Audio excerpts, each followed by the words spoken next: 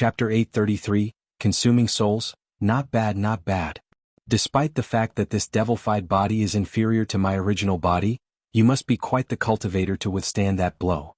I will accept you as a blood sacrifice. A sinister voice left the mouth of Marquis Nanlong's body. The black chi surrounding his face grew even more concentrated, and his pair of silver-white eyes icily stared at Lu Weiying as if he were already dead. Lu Weiying felt an icy tremble fill his heart. Once those words were said, Marquis Nanlong's body blurred and pounced towards Lu Weiying, leaving a trail of afterimages in its wake. Lu Weiying felt himself overcome with fear. He thought to emerge from the wall, but he didn't have nearly enough time as Marquis Nanlong was far too quick. In a display of monstrous strength, black chi-clad claws were stabbing towards Lu Weiying's skull.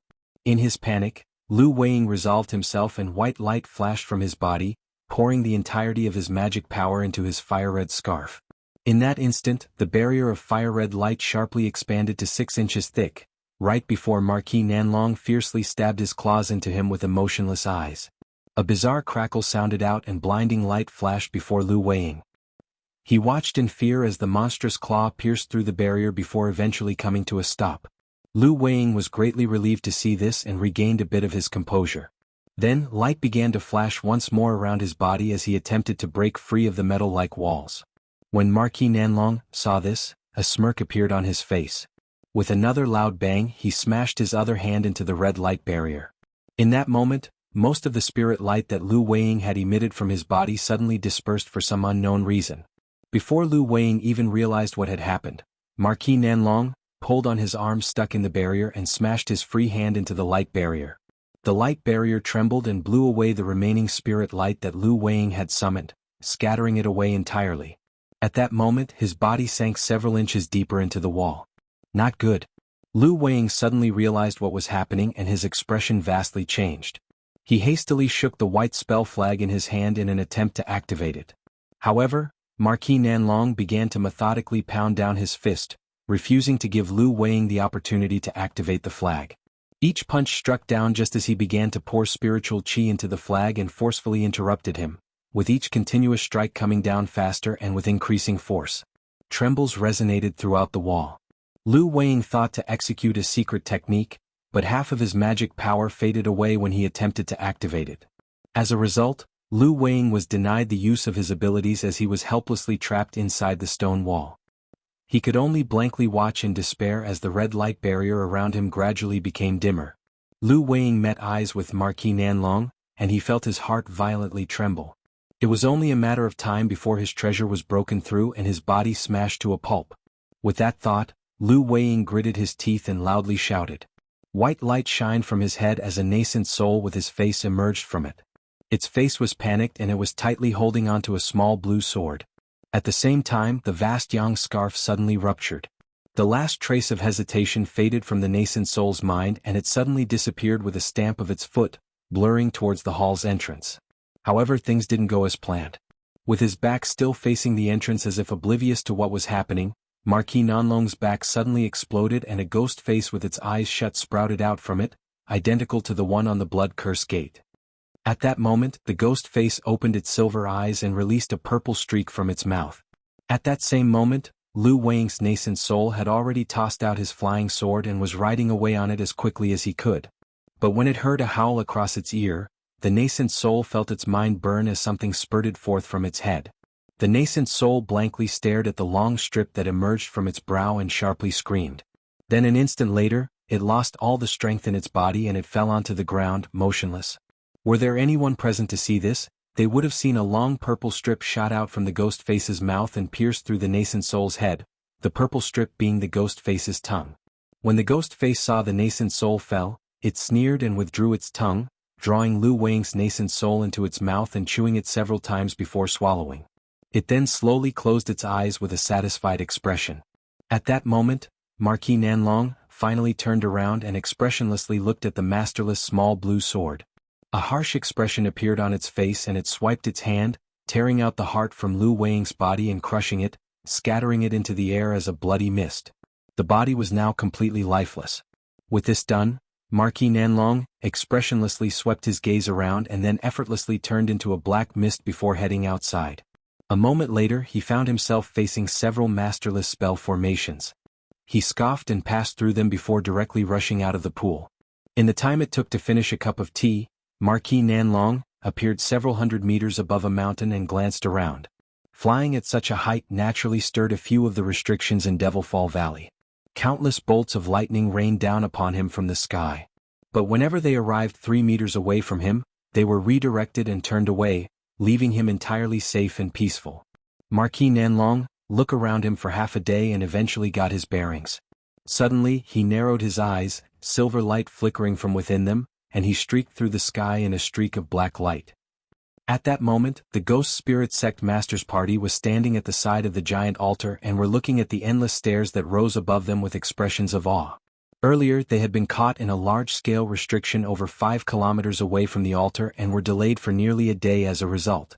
Now that they had finally arrived next to the altar, they were able to see that although it was grand and imposing, there were clear signs of the vast passage of time.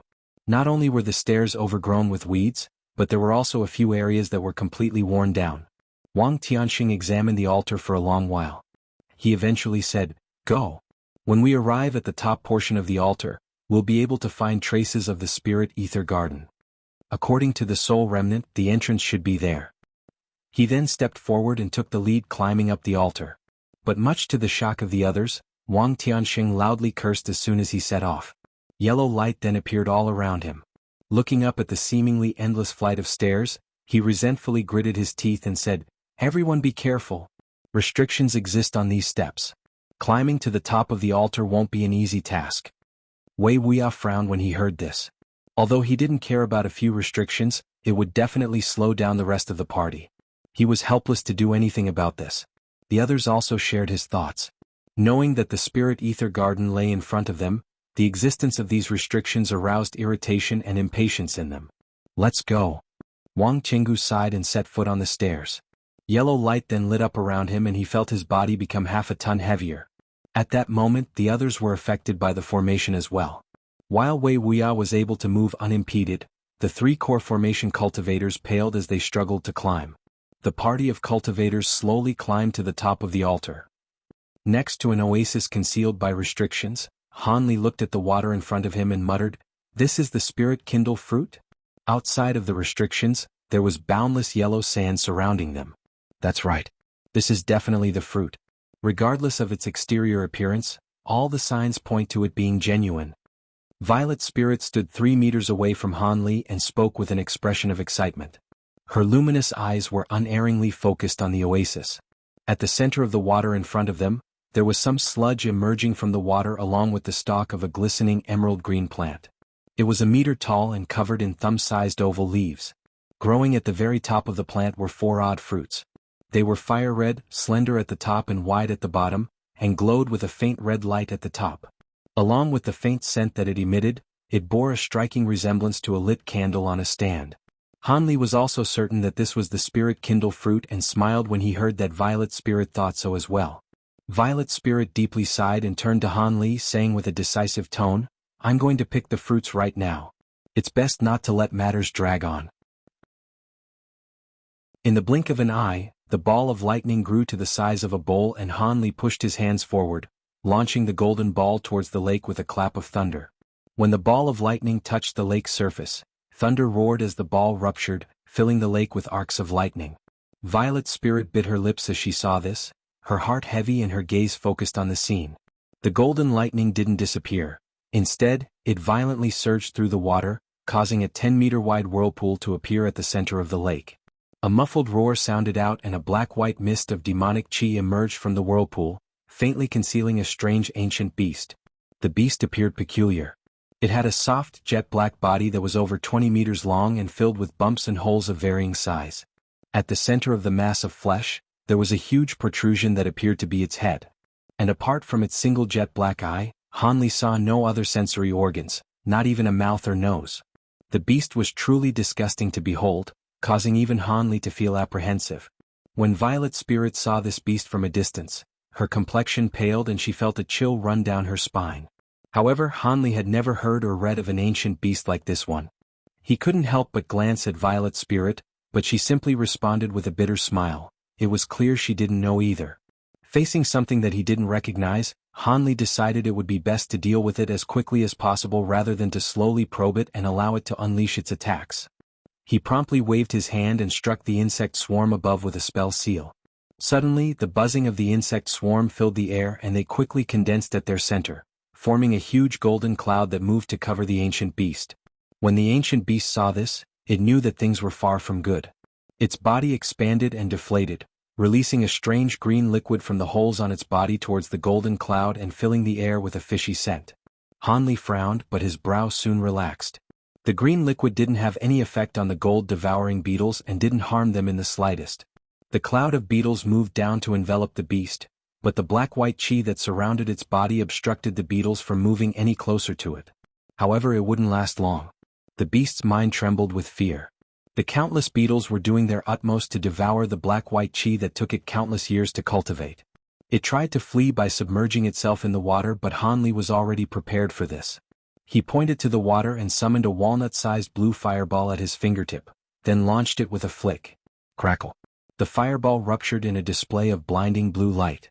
A cloud of icy blue chi quickly spread from the explosion, covering the lake in a thick layer of ice as it spread. In the blink of an eye, the blue lake turned into a huge block of ice. The ancient beast's plan to escape into the water came to a halt. Instead, it bounced off of the ice and became filled with even greater terror. It then attempted to fly away with the golden beetles surrounding the black-white chi that covered it. Just as it traveled to the lakeside in a blur, a flicker of golden light suddenly appeared in an empty space. A fine golden thread had flashed towards the ancient beast. A small chunk of jet-black flesh was then ripped off, sprinkling the beetle cloud with blood. The golden thread had instantly cut through the black-white mist that protected the beast and cut off a small portion of its body. With a gap in its defenses, countless golden beetles swarmed through the opening and covered the ancient beast's body. The beast suddenly released a miserable shriek and its body flickered with light. A layer of demonic green flame covered it to try and burn the gold-devouring beetles that surrounded it. Although the green flames were a formidable ability that the beast had bitterly cultivated for years, it didn't hinder the gold-devouring beetles in the slightest. In fact, it provoked them and they began to devour the beast with even greater speed. The beast experienced indescribable pain all over its body and it changed direction in a desperate attempt to flee from the other side of the lake. Hanli stood at the lakeside with both of his hands behind his back. He coldly stared at the beetle-shrouded beast as it floundered about like a headless fly. Unfortunately for it, he had already placed down the Aureate Sword formation.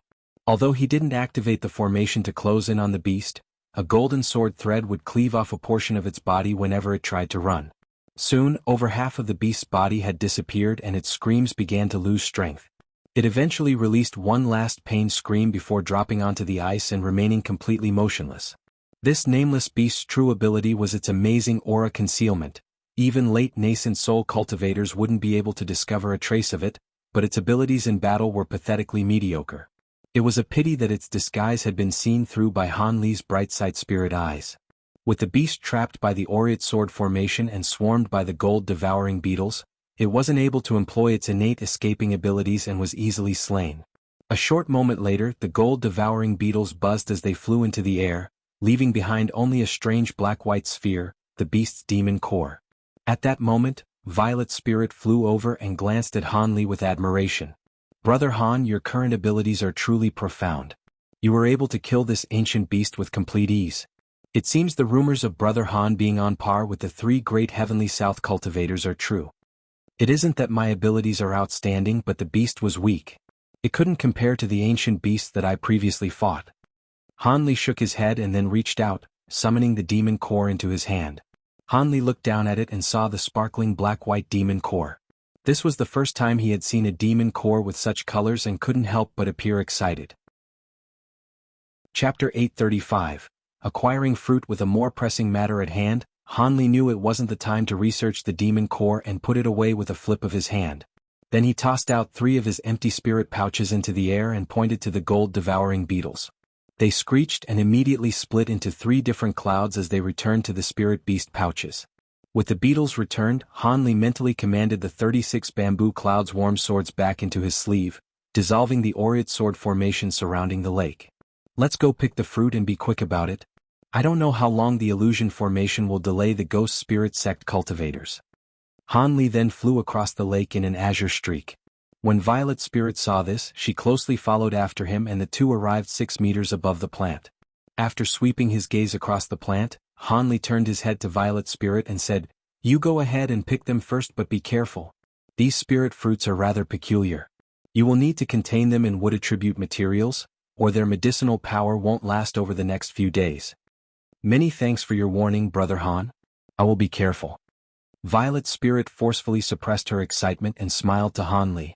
Then without a trace of hesitation, she waved her sleeve and summoned a dark green box into her hand. Then with a flick of her hand, a white streak flashed by and a fruit disappeared without a trace. With the wooden box already prepared and in the woman's hand, the white streak flew into the box, carrying a spirit kindle fruit inside of it. She closed the lid of the box and let out a long sigh, then placed it in her storage pouch. "What? Will Violet Spirit not take another?" When Han Li saw that she only took one, he was stunned. Violet Spirit answered with a sweet smile, "Many thanks for Brother Han's kindness, but one will be enough. Apart from the information I acquired, I did little else to find this place. It was all due to Brother Han's abilities that I was able to acquire this fruit. Although I do have something of a friendship with you, I still can't have an equal share of the fruit with you. Brother Han should take the remaining ones. After all, in addition to being refined into nature origin pills, these fruits can be used to increase your cultivation." Han Li was quite surprised to hear her say such deferential words. To tell the truth, although she was famed for her beauty in the scattered star seas and was the most beautiful woman he had seen, she was also quite shrewd. But after the exquisite sound sect was seized from her, her temperament had taken a turn for the worse and Han Li had kept his distance as a result. Now that she spoke with reason, regardless of whether her words were a result of sincerity or deliberate calculation, Han Li's impression of her vastly improved. Restraining one's greed when facing a worldly spirit fruit wasn't an easy task. "Since Violet Spirit has said this, I won't be polite." Han Li nodded and slapped his storage pouch. In a flash of white light, a wooden box he had prepared beforehand appeared in his hand. He flicked the box open with his free hand and an azure light glowed from it. The 3 spirit kindle fruits trembled and fell off before being bound by the azure light and were drawn into the box. With the box safely put away, Han Li said, "Let's go. We can't stay here for long. We don't know how long until the ghost spirit sect finds us. Although I have no fear of fighting them, the pills must be refined quickly." Violet Spirit pursed her lips and said, "Of course. The fruits won't hold for long. However, we cannot return the way we came or we will encounter them. Wouldn't it be better to pick a direction and find a secret area a few thousand kilometers away to refine the pills? As for where, it will be up to Brother Han, of course." "Where to go?" Han Li frowned and took a look around him.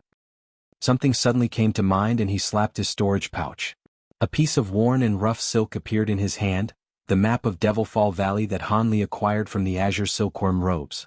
He carefully looked at the map and took measure of his surroundings and position, revealing an expression of surprise. The position of this desert wasn't too far away from an area that the map marked. They should be able to arrive in 2 days' time. After taking a look at the crude mark on the map, Han Li grew pensive. Seeing that Han Li didn't immediately reply to her and was instead looking at a tough piece of fabric, Violet Spirit couldn't help but grow curious. But since she was clever, she decided to silently wait in place until Han Li came to a decision. "Follow me. We will first refine the medicine pills before deciding anything else." With that said, Han Li put the map away. He then glanced at the plant behind him and frowned. With a chop of his hand, a streak of azure light flashed out and severed one of its twigs, but as soon as the twig touched the ground, it instantly withered and turned to ash. A trace of sadness appeared in Han Li's eyes.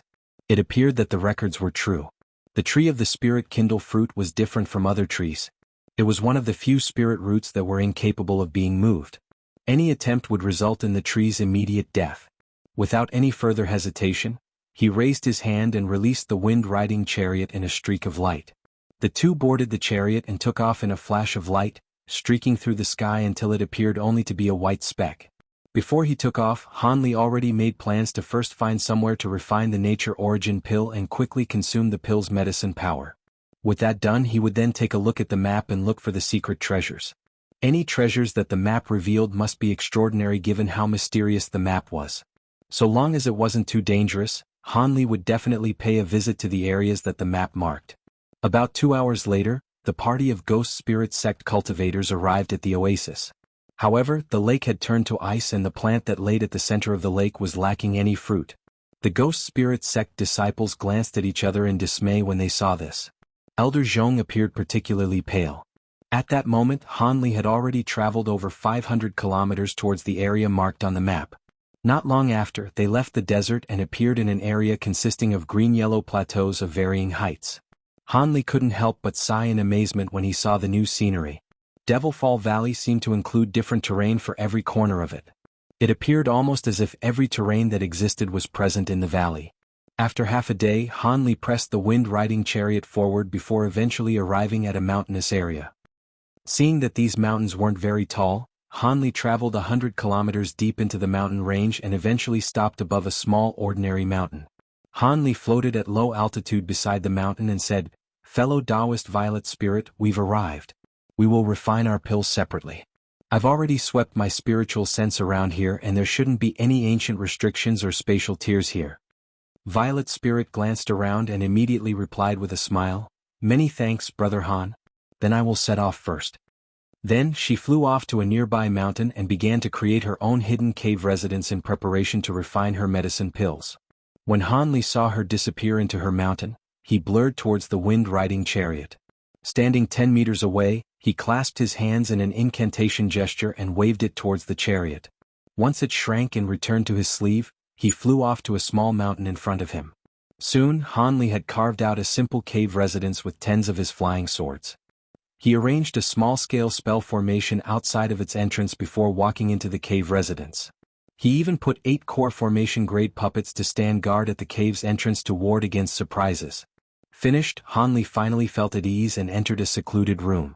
He tossed his storage pouch in the air and pulled out the many materials he had prepared for the nature origin pill with his spiritual sense, spilling them onto the floor in a white mist. Soon after, Hanli summoned the wooden box that contained the spirit kindle fruits along with a unique azure cauldron, both floating in front of him. Hanli squinted as he stared at them and deeply sighed before sitting on the ground. Although this would be the first time he would refine the nature origin pill, he had received masterful attainments in pill refinement techniques and he was already prepared for the task at hand. Additionally, Hanli had made particular preparations for his journey to Devilfall Valley.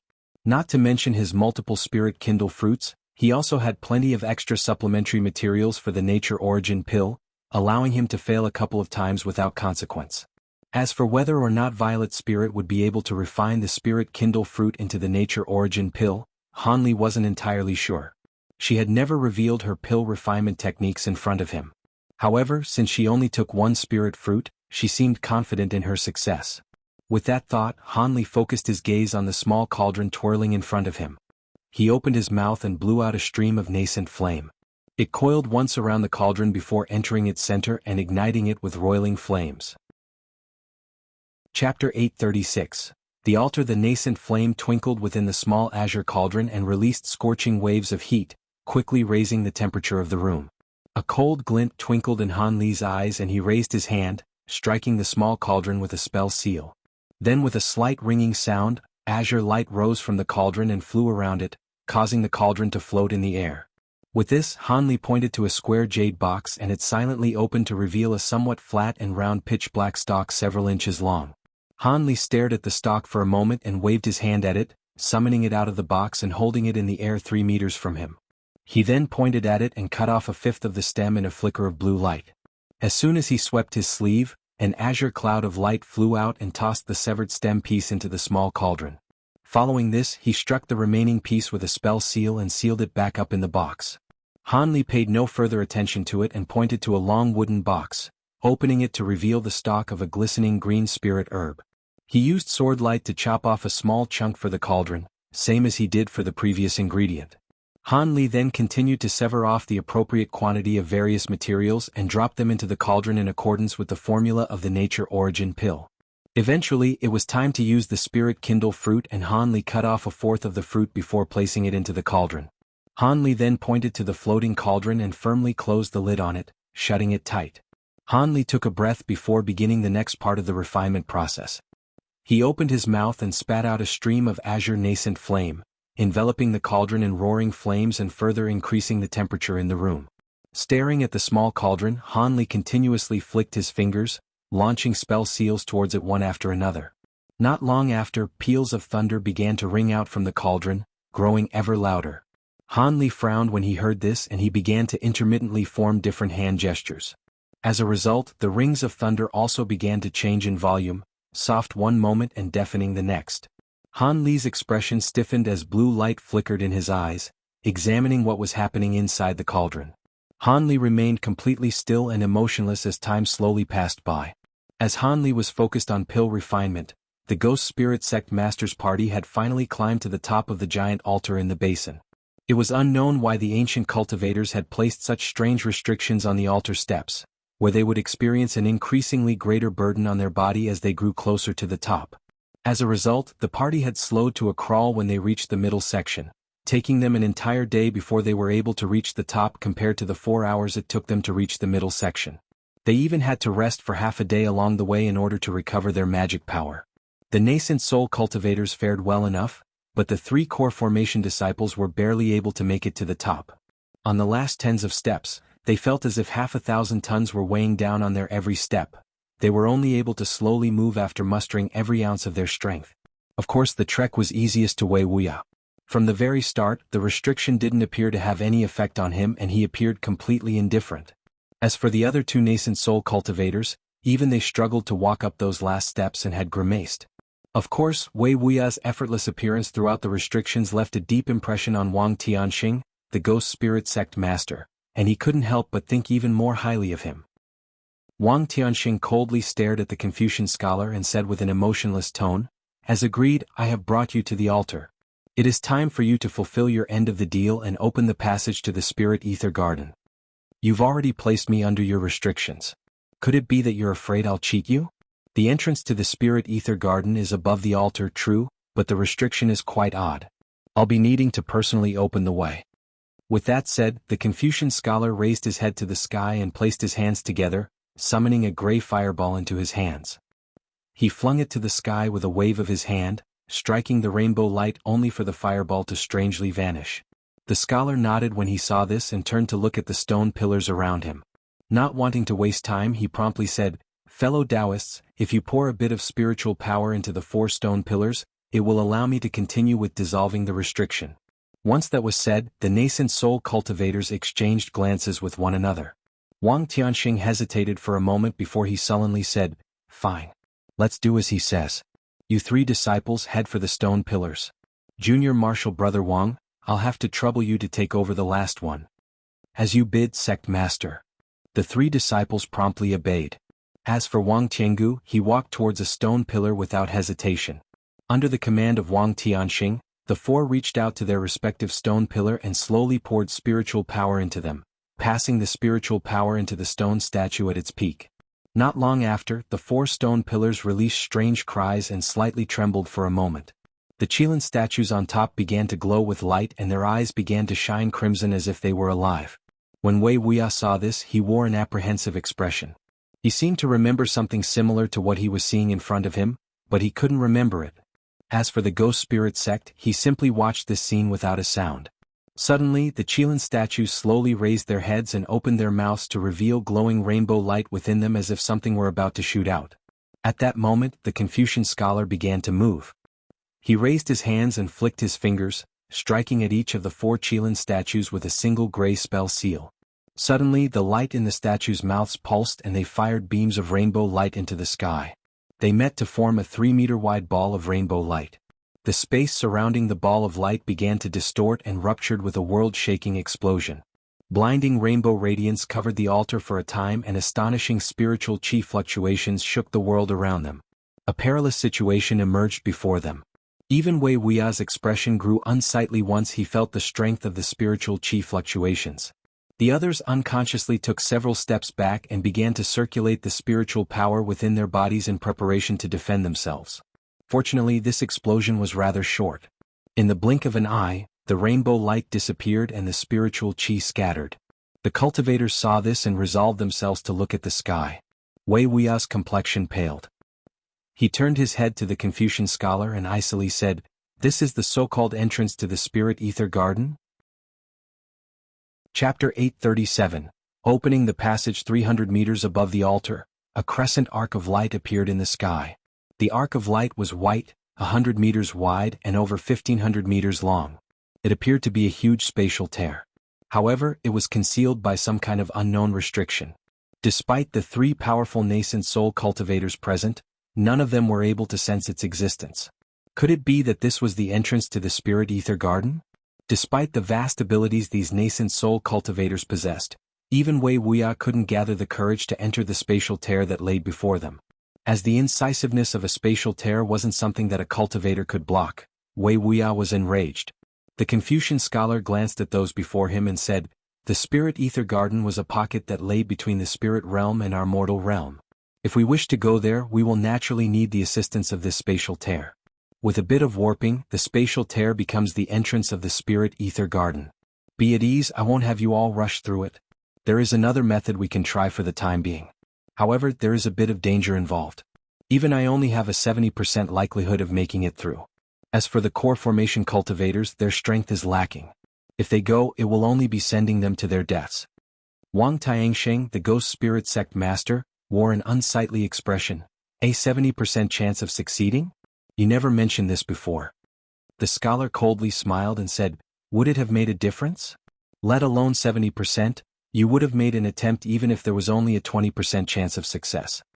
A cold glint shined in Wang Tiansheng's eyes. He then raised his hand and produced a crimson command medallion. "What are you doing?"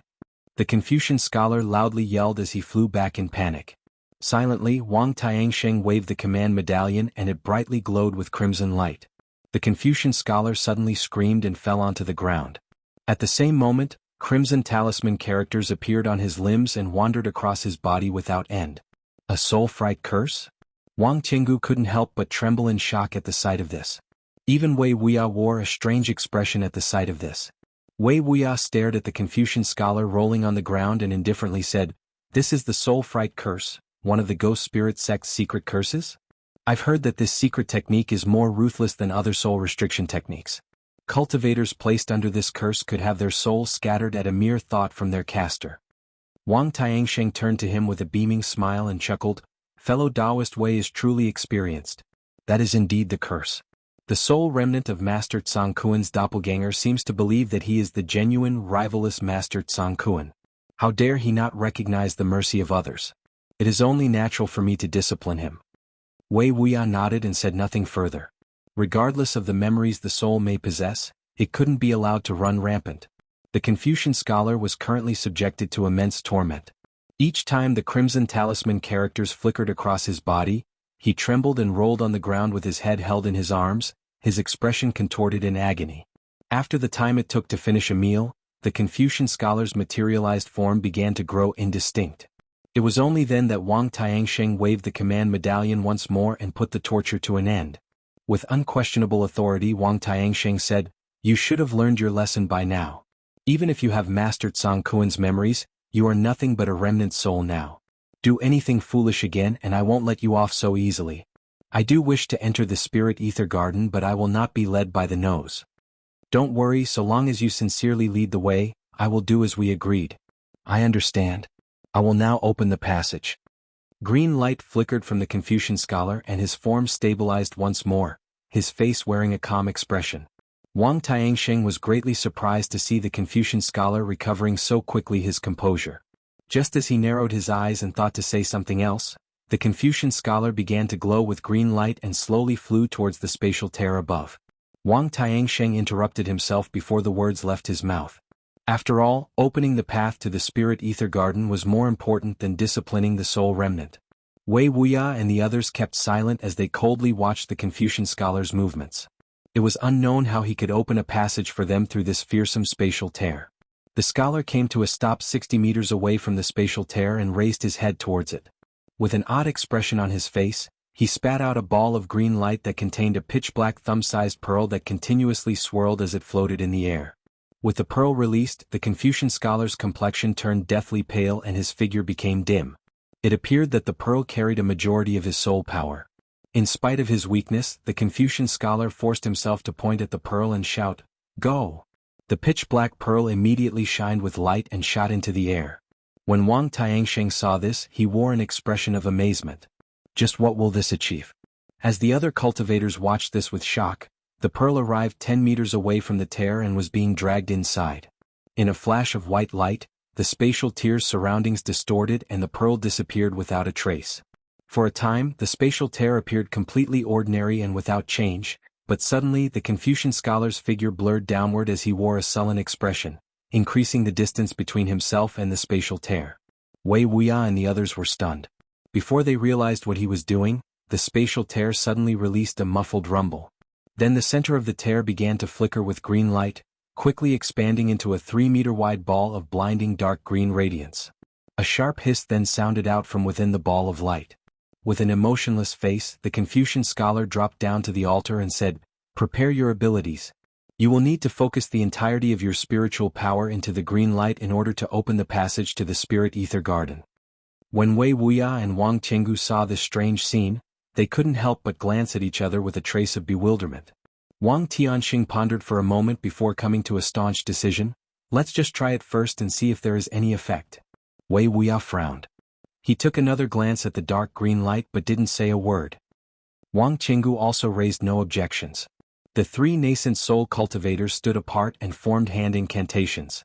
They then raised their hands to the sky and shot several various colored beams of light from their hands into the dark green ball of light at the center of the spatial tear. This makes their profound cultivation obvious at a glance. The green beam of light Wei Wuya released from his hands was bowl-thick while the other 2 nascent soul cultivators were somewhat smaller. The 3 beams of light poured an immense amount of spiritual power into the ball of dark green light and the sharp hiss it released grew louder. A moment later, the dark green light gradually turned jet black and began to form a pitch-black hole that was only a foot in diameter. It was a complete mystery as to where it led. When Wang Tianxing and the others saw this, they rejoiced. This strange scene clearly displayed that the Confucian scholar hadn't deceived them. The 3 promptly circulated the spiritual power in their body and the beams of light they released grew thicker, causing the dark green light in the spatial tear to grow thicker. In the time it took to finish a cup of tea, the hole reached to a meter in length and seemed barely enough for one person to go through. When the scholar saw this, he calmly said, "You should now be able to enter. However, the entrance is still unstable and I do not have a second realm tier pearl to open the passage. If you do not wish to be trapped on the other side, you had best continue to pour spiritual power into it so that the passage stabilizes." With that said, Wei Wuya and the others felt a bit of shock.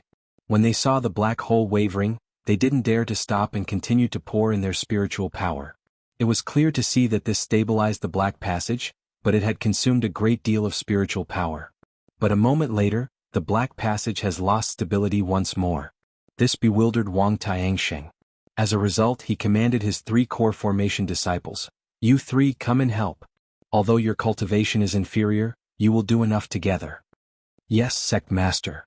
When the 3 disciples heard this, they didn't dare to delay. They hastily gathered their spiritual power and shot beams of light towards the black light. The Confucian scholar simply stood in place as he watched this all occurred. As time slowly passed, Wei Wuya and the others had poured nearly half of their spiritual power into the spatial tear and finally stabilized it so that it will no longer flickered. When the cultivators saw this, they released a long sigh of relief and ceased channeling their spiritual power into it. Wang Tianxing narrowed his eyes when he saw this and asked, "This is truly the passage into the spirit ether garden?"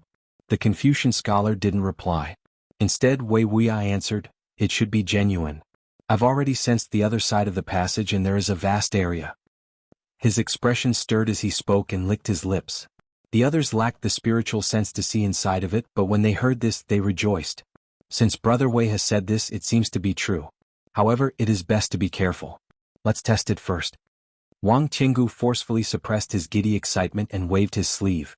A black mist with the silhouette of a small ghost was sent forward into the passage. Chapter 838, Devil Corpse Pop. As soon as the small ghost flew into the passage, it ruptured into a ball of yin qi. Wang Qinggu, whose spiritual sense was connected to the ghost, paled when this happened. It seemed as if its destruction had caused him quite a bit of damage. Wang Qinggu looked at the Confucian scholar with a furious gaze and asked, "What's going on? Could it be that there is some trick behind the passage?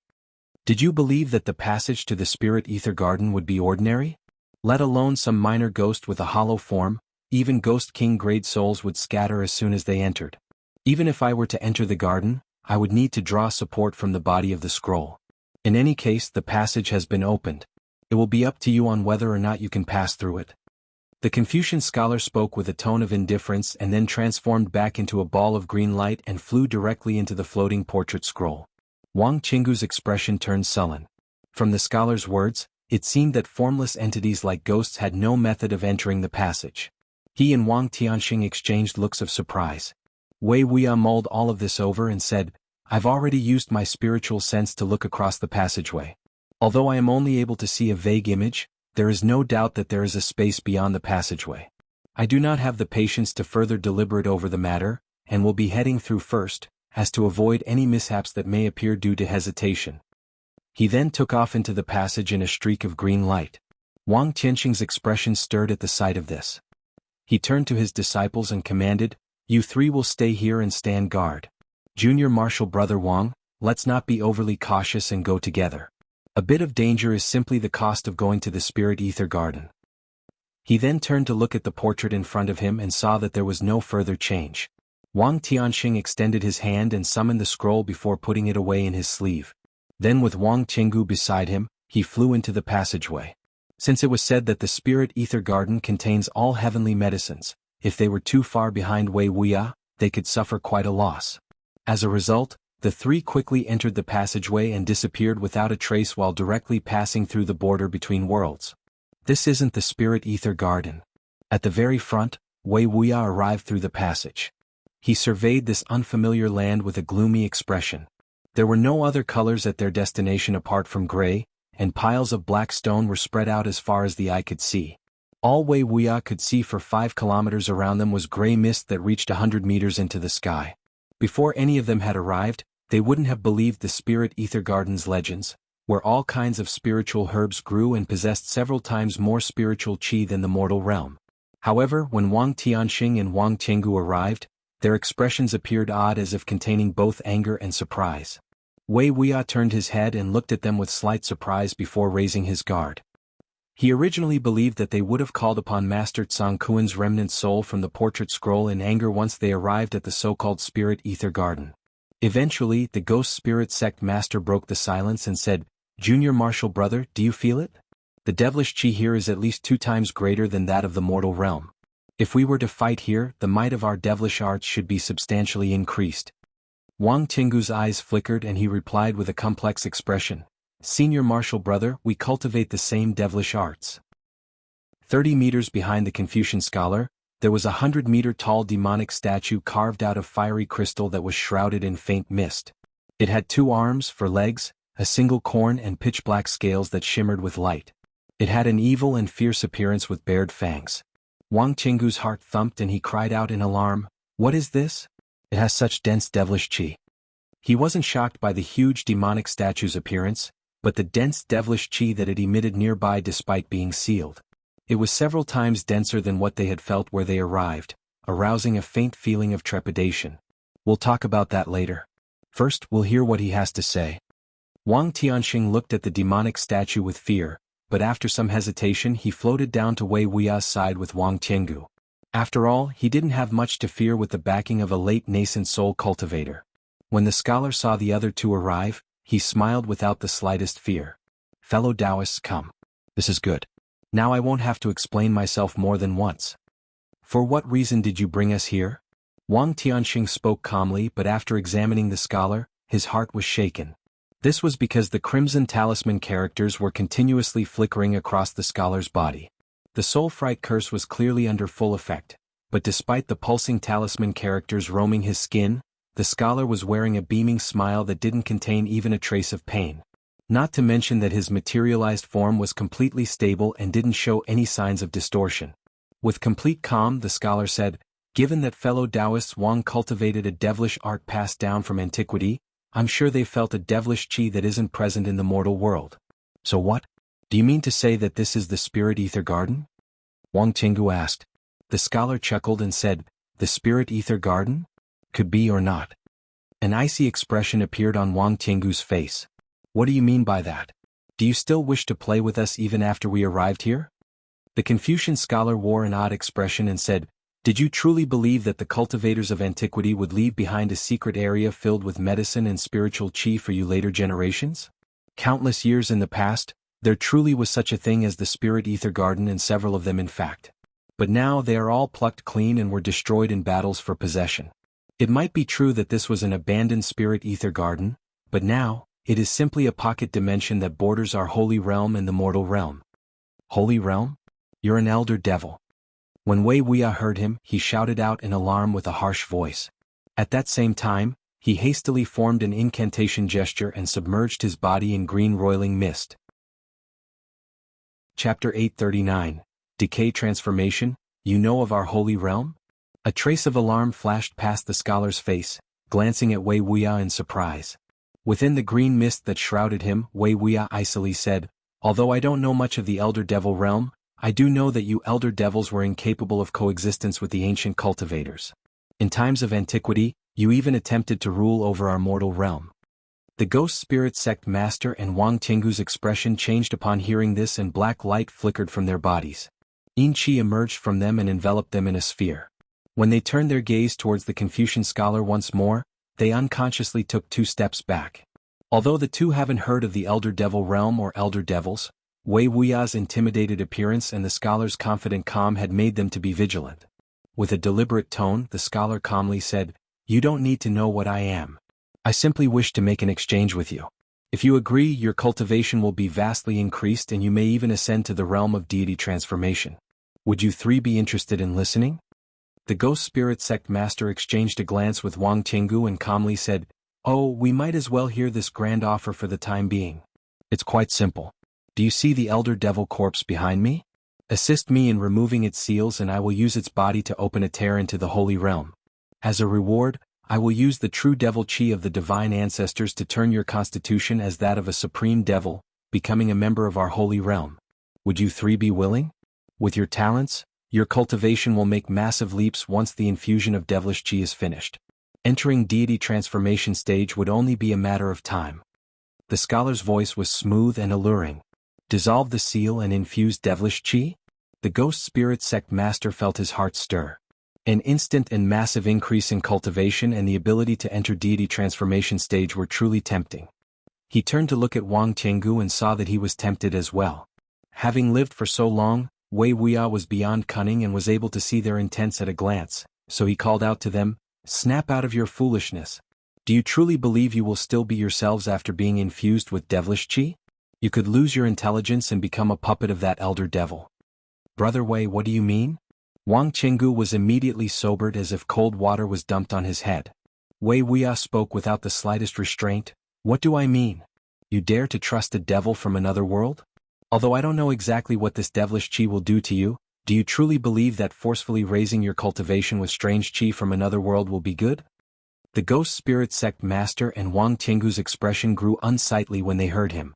Then their gazes turned icy as they looked at the scholar. When the scholar heard this, he frowned and thought to say something when Wei Wuya's face had a strange change.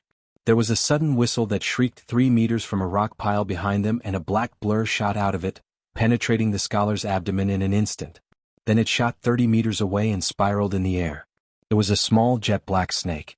It had a small snow-white thumb-sized horn that appeared incredibly sharp and a glossy black scaleless body.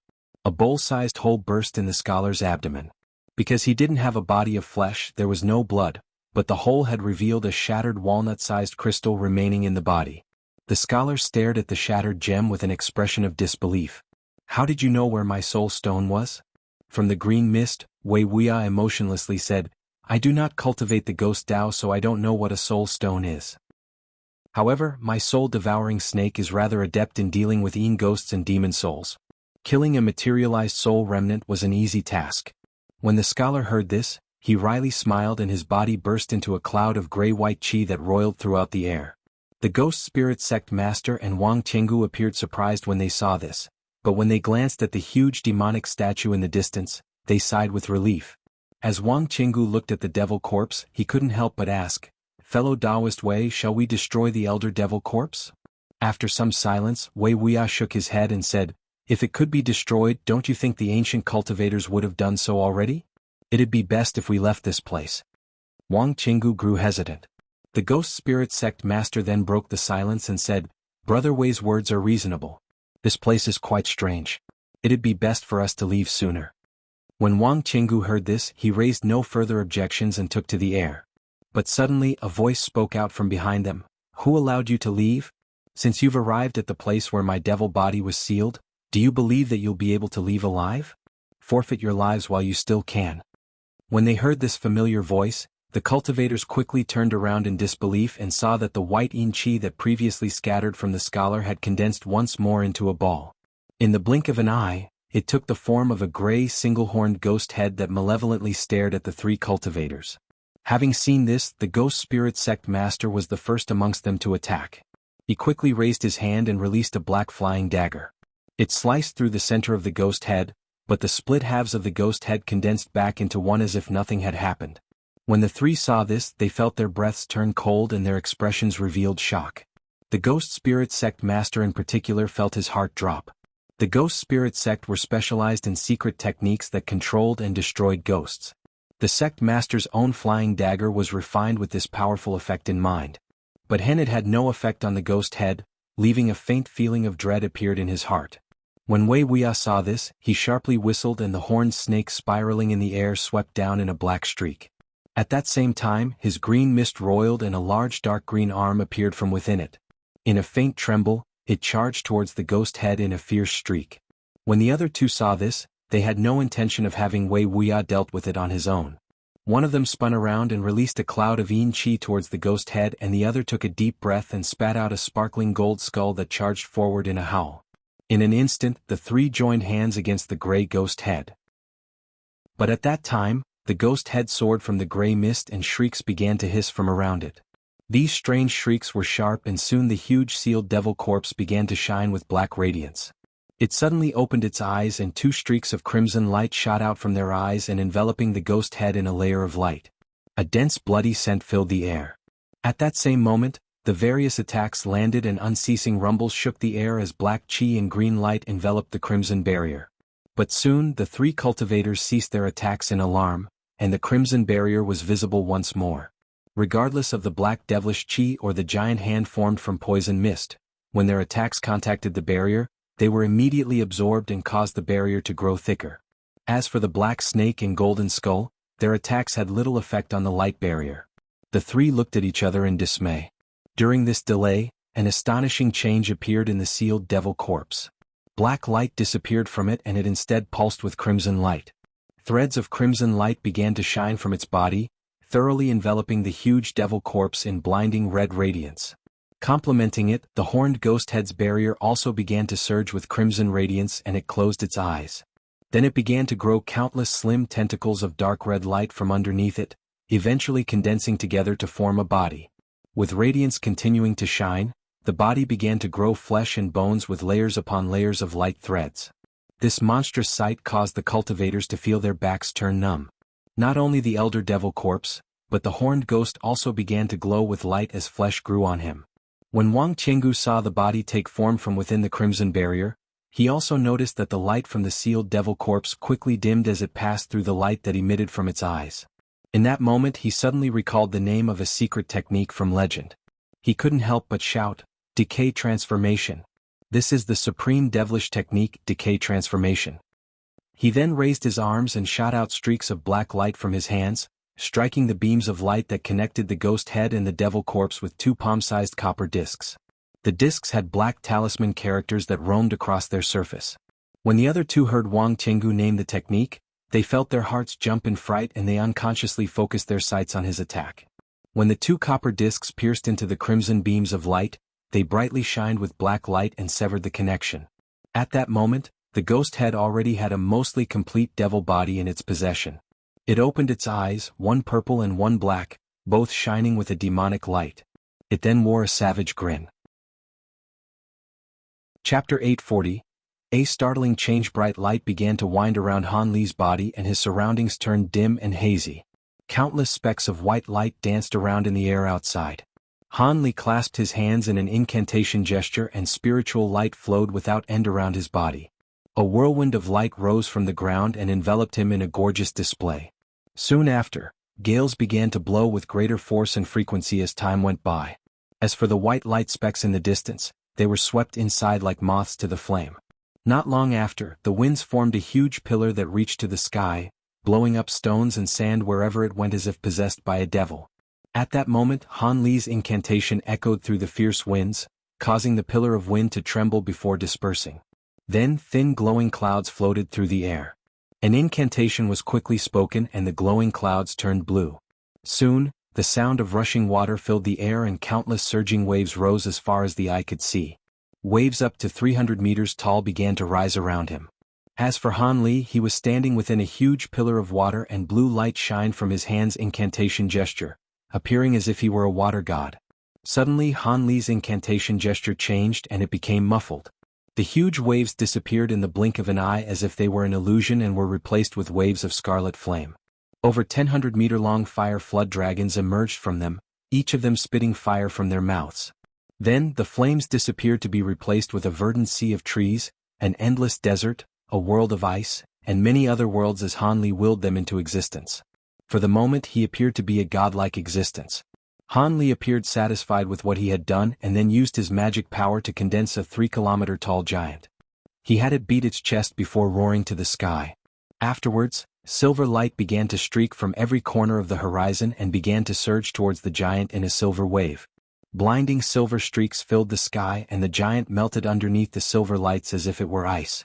But when this light covered Han Li, he felt his eyes burn. He immediately covered his eyes with his hands and miserably screamed. Following, the silver lights in the sky scattered. Han Li felt completely dazed, but he soon opened his eyes in alarm. The silver light and the world around him had completely disappeared. He was sitting inside a secluded room, his body completely drenched in sweat. Han Li took a deep breath and calmed himself, finally recalling that he was within a sealed room inside Devilfall Valley.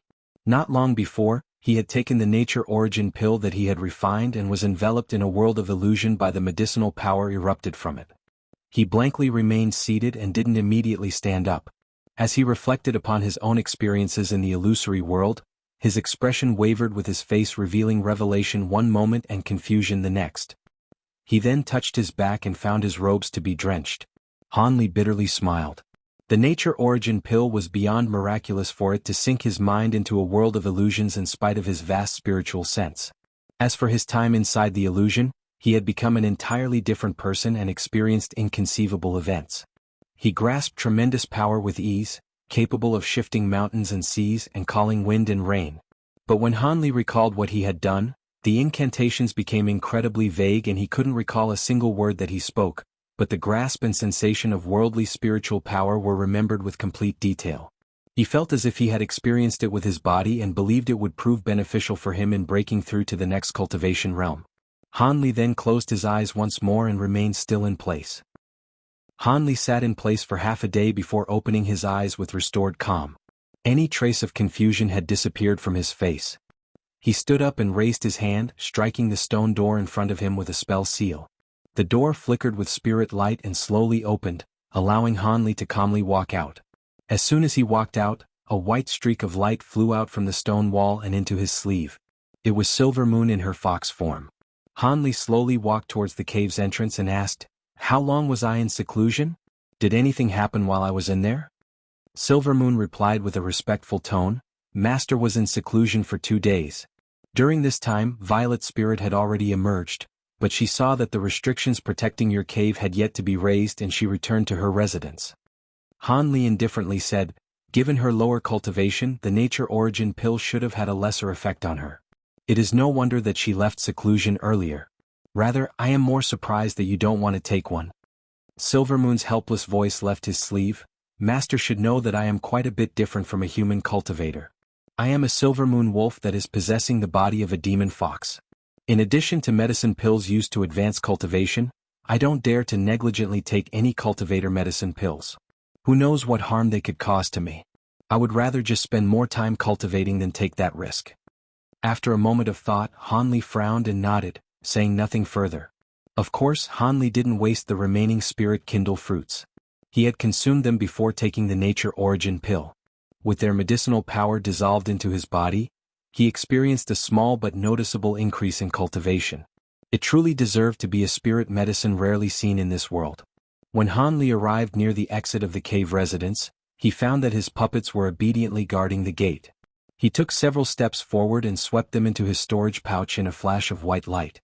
At that moment Han Li opened the stone gate of his cave residence with a magic technique and calmly walked out. In the instant Han Li walked out, a streak of light shot out from one of the neighboring mountains. When Han Li saw the light approaching, he calmly waved his hands around him, beckoning all the nearby formation flags and plates that were placed in the ground. They all flew into his hands one after another in streaks of azure light. "Brother Han, you finally emerged. I believed it would have taken you another half-day before you came out." At that moment, the streak arrived in front of Han Li, revealing Violet Spirit's figure. She sweetly smiled at Han Li as she floated in the air. Her gorgeous beauty soon unfolded as the light faded away around her face. Han Li smiled and said, "It seems Violet Spirit has experienced rather fine results after taking the Nature Origin pill." As she wasn't able to see anything further, she asked, "Brother Han, you know those two?"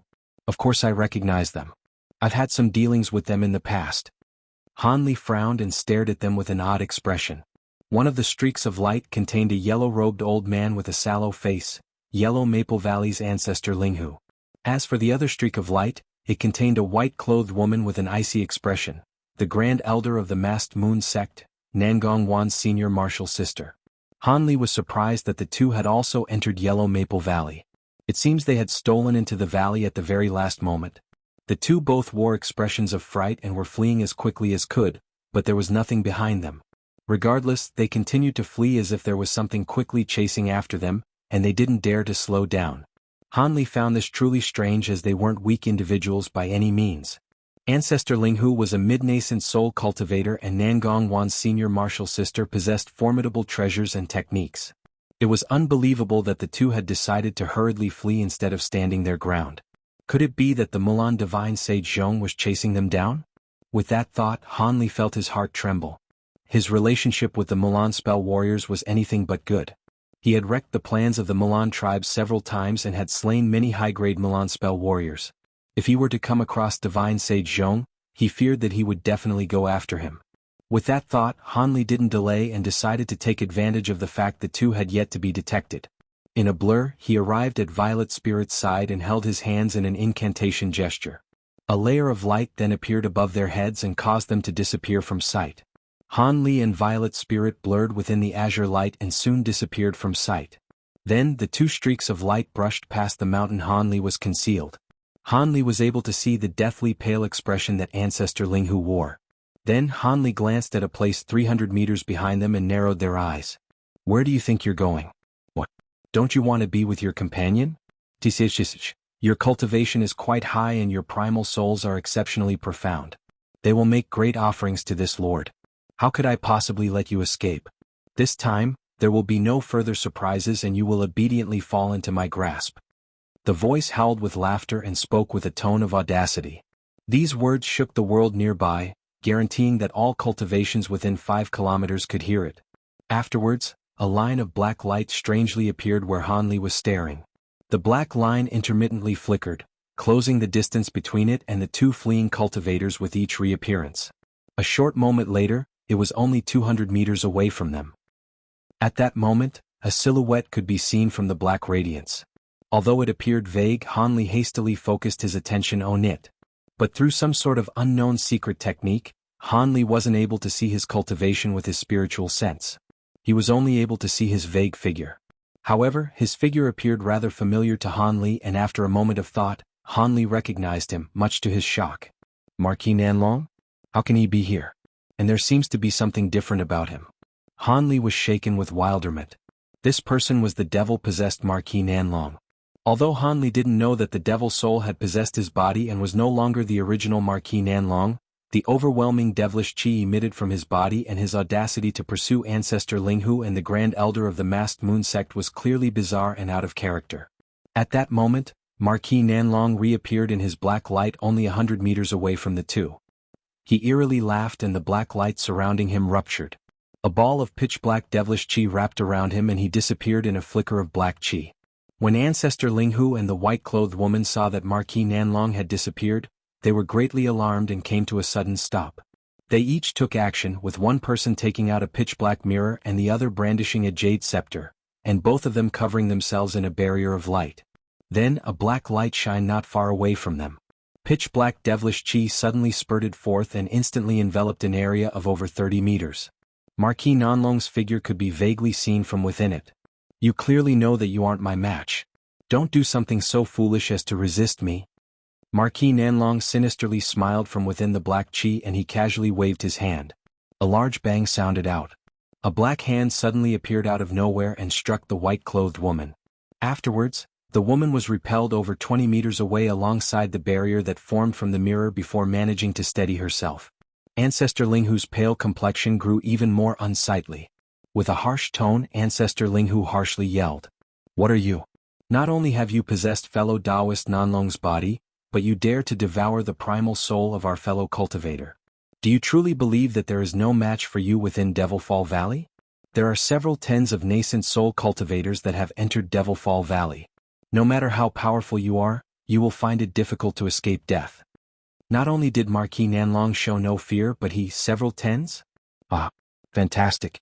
I originally believed there were but a few humans in this valley. But now there are so many nascent souls for me to devour, I'd better go and retrieve them. With so many nascent souls devoured, my soul power will mostly recover. Then with a huge bang, black chi instantly ruptured and scattered.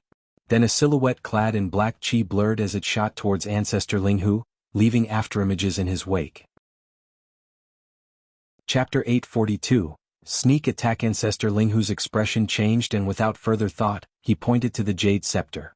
Suddenly the barrier around him thickened and he spat out a small block stamp. It flew out as a ball of green light. Bang! Marquis Nanlong sneered and punched the jade block without hesitation. As black and green light weaved together, black chi suddenly shrunk and expanded, blowing away the light. The jade block was sent flying back and fiercely pounded towards Ancestor Linghu. In his alarm, he hastily grasped his hands in an incantation gesture and repeatedly strengthened his protective barrier with successive spell seals to stop the incoming jade block. But in that short moment of delay, a pitch-black fist appeared in front of the barrier and fiercely smashed down. The barrier trembled and Ancestor Linghu felt a huge force travel through it, immediately sending him flying. However, he didn't live his 1,000 years of life in vain. With his rich battle experience, he had already shaken his sleeve and released a fire-red flying dagger in the direction of the Marquis Nanlong's new position. Marquis Nanlong sinisterly grinned past his expression filled with black chi. As the flying dagger streaked towards his head, he didn't bother to dodge.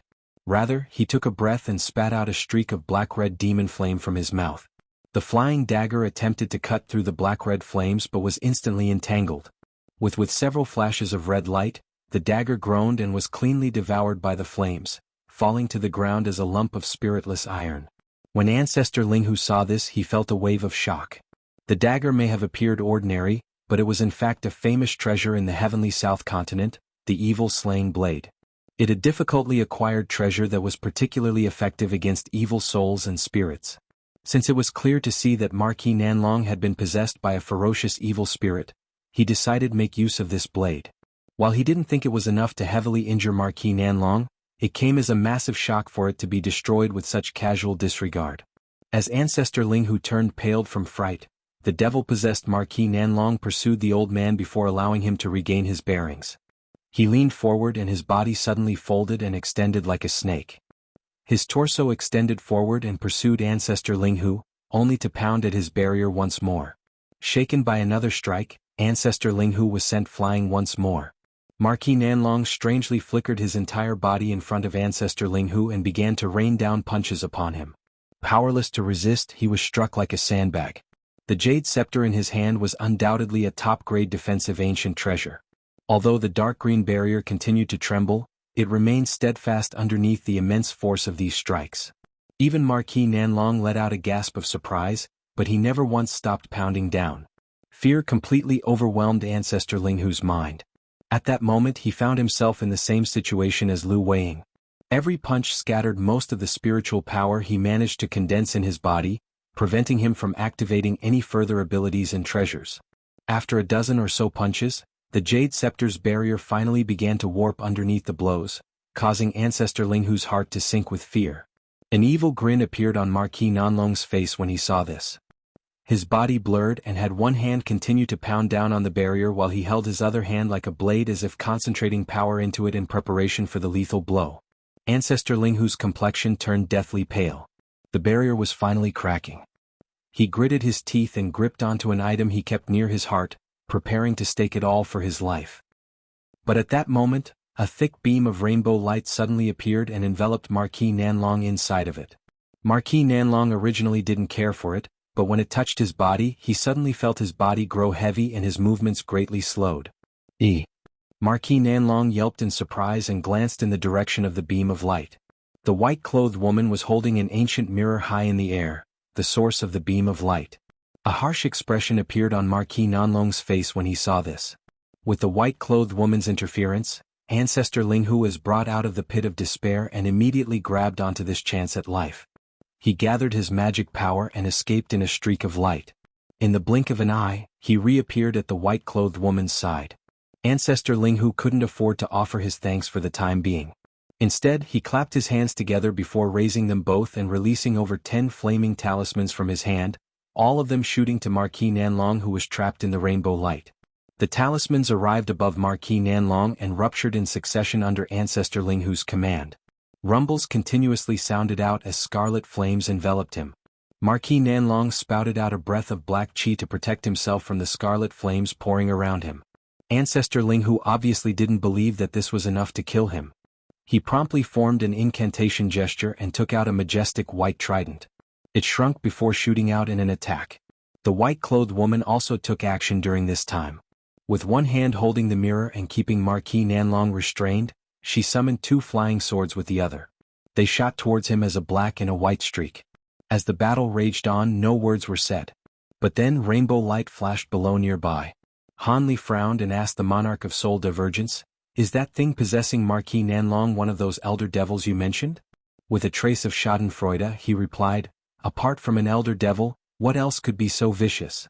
But for him to be able to send 2 nascent soul cultivators fleeing, it seems this elder devil is rather highly ranked in the elder devil realm. If you were to fight him alone, your chances of victory are very low, even if he isn't using his original body." Han Li bitterly chuckled and muttered, "It is quite interesting that you didn't tell me to immediately flee. And it's not as if I have any interest in fighting that thing alone. But nevertheless, the world is truly a chaotic place for Marquis Nanlong to fall in such a way."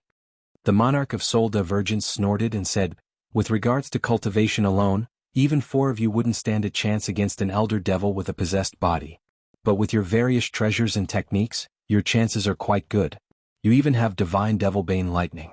Although it can't be said that you'd be a match for the elder devil, you should have no problem escaping it." Han Li smiled and thought to say something further when he suddenly heard Violet Spirit's voice, "Brother Han, what will we do? Do you plan to attack?" Violet Spirit had been scared speechless ever since she had caught sight of Marquis Nanlong's corrupted form, and his fierce display was only cause for more trepidation. Han Li smiled at her and was about to say something when he suddenly raised his arm with an alarmed expression. A mist of azure chi shot out and pulled Violet Spirit into his embrace. He then shot to the sky in an azure streak. The azure light faded to reveal Han Li holding Violet Spirit in a loose embrace. He was glancing down below with a solemn expression. Violet Spirit hurriedly brushed herself from his grasp with a slight blush and also looked down below in bewilderment. They now saw a pitch-black silhouette standing there and icily staring at them. Marquis Nanlong had made a sudden appearance there. He planned to mount a sneak attack at them, but Han Li had fortunately glanced around with his bright sight spirit eyes by chance. As for Violet Spirit, she felt her blood run cold and hastily glanced in a different direction. At that moment, a ball of black chi within the rainbow beam of light vanished underneath the raging flames. The silhouette flickered within to clearly reveal another Marquis Nanlong. When Ancestor Linghu saw Han Li suddenly appear in the distance, he was initially delighted. But when he caught sight of yet another Marquis Nanlong, he felt his heart drop. He hastily called out to the white-clothed woman in bewilderment for them to postpone their attacks. At that moment, the Marquis Nanlong inside the beam of light expressionlessly glanced at the two before disappearing into black chi, revealing itself to only be a temporary incarnation. Ancestor Linghu and the white-clothed woman exchanged a glance, both of their eyes holding a deep fear. It wasn't difficult to create an incarnation, but it was truly frightening for an incarnation to escape the notice of 2 nascent soul cultivators. They had believed that the incarnation had been the genuine Marquis Nanlong this entire time. It appeared that he left behind a hollow shell at an unknown time. If he hadn't intended to mount a sneak attack on Han Li, one of the two cultivators would have fallen prey. Fellow Taoist Han, I didn't think you'd be here. This is fantastic. This devilish monster is extremely formidable. If we unite together against this devil, we will be able to save ourselves. Ancestor Linghu loudly shouted. When Han Li heard this, he bitterly smiled. He originally believed his concealment to be sufficient to escape the notice of even late nascent soul cultivators. As a result, he watched the battle with an easy heart, thinking of escaping a moment later. He didn't think that the elder devil would actually discover him and plan to ambush him. It seemed a battle would be unavoidable. Chapter 843, Battle with the Devil Soul. Han Li nodded to Ancestor Linghu and turned to Violet Spirit and said, Your cultivation is too low for you to be of any help. Rather, you should escape with your life while you can. Don't worry, since we're all fighting this beast, he shouldn't have the chance to attack you. As a result of their friendship, Han Li immediately told Violet Spirit to leave as he couldn't afford to look after her in the coming battle. Violet Spirit hesitated for a moment before obediently nodding. Very well. Then I shall be taking my leave. Brother Han, take care of yourself. Violet Spirit spoke softly and took a glance at Marquis Nanlong, down below, and a deep look at Ancestor Linghu's before flying off. At that moment, Marquis Nanlong simply glanced at her in the distance before refocusing his gaze on Han Li. It was unknown whether he simply felt Violet Spirit to be too unworthy of an opponent or that he felt that three nascent soul cultivators were troublesome to deal with. Seeing that Marquis Nanlong was glaring at him, Han Li's expression sank and he raised his hand, summoning several dense arcs of golden lightning around his arm. Thunder repeatedly clapped as lightning lit up around his arm in a brilliant display. Given the fearsome of this elder devil, Han Li had no intention of probing his abilities and decided to immediately attack with the divine Devil Bane lightning, legendary for its ability to suppress all things wicked and evil. In truth, Han Li was somewhat disappointed that he never had the chance to test its effectiveness against a devil's wicked technique. Although this elder devil may be formidable, Han Li was confident in the lightning's ability to suppress him. When Marquis Nanlong saw the golden lightning bouncing off Han Li's arm, his eyes narrowed. As he stared at Han Li, he eventually spoke with an icy tone, I recognize you from the remnant memories of this body's previous owner. Although I don't know the specific details, this body's previous owner had a particularly fearsome impression of you. I now see that impression was correct. Not only did you evade my ambush, but you are able to control the divine Devil Bane lightning that had caused us to suffer so much in the past. It seems like I'll have to expend quite a bit of effort to deal with you. When Han Li heard this, a trace of a cold smile appeared on his lips and the arcs of golden light on his arms surged with greater power. At that same time, he flung his sleeve and a small blue shield appeared in front of him. It revolved around him before transforming into a barrier of blue light. Seeing that Han Li took the initiative to act first and defend himself against Marquis Nanlong, Ancestor Linghu and the white-clothed woman glanced at each other with joy. Han Li's current reputation was quite great and he was in existence on par with late nascent soul cultivators. As a result, they each sent a voice transmission to each other and slowly moved forward in preparation to provide Han Li assistance. When Marquis Nanlong saw that Han Li remained steadfast and unaffected by his provocation, he frowned and a fearsome expression appeared on his face. He silently stamped down and his entire body trembled, only to leave behind an afterimage. Han Li's expression remained calm, but he felt a chill shake his heart and his mind grew wary. He swept his spiritual sense around him but wasn't able to find any trace of the elder devil, as expected. His concealment technique alone was enough to kill ordinary cultivators.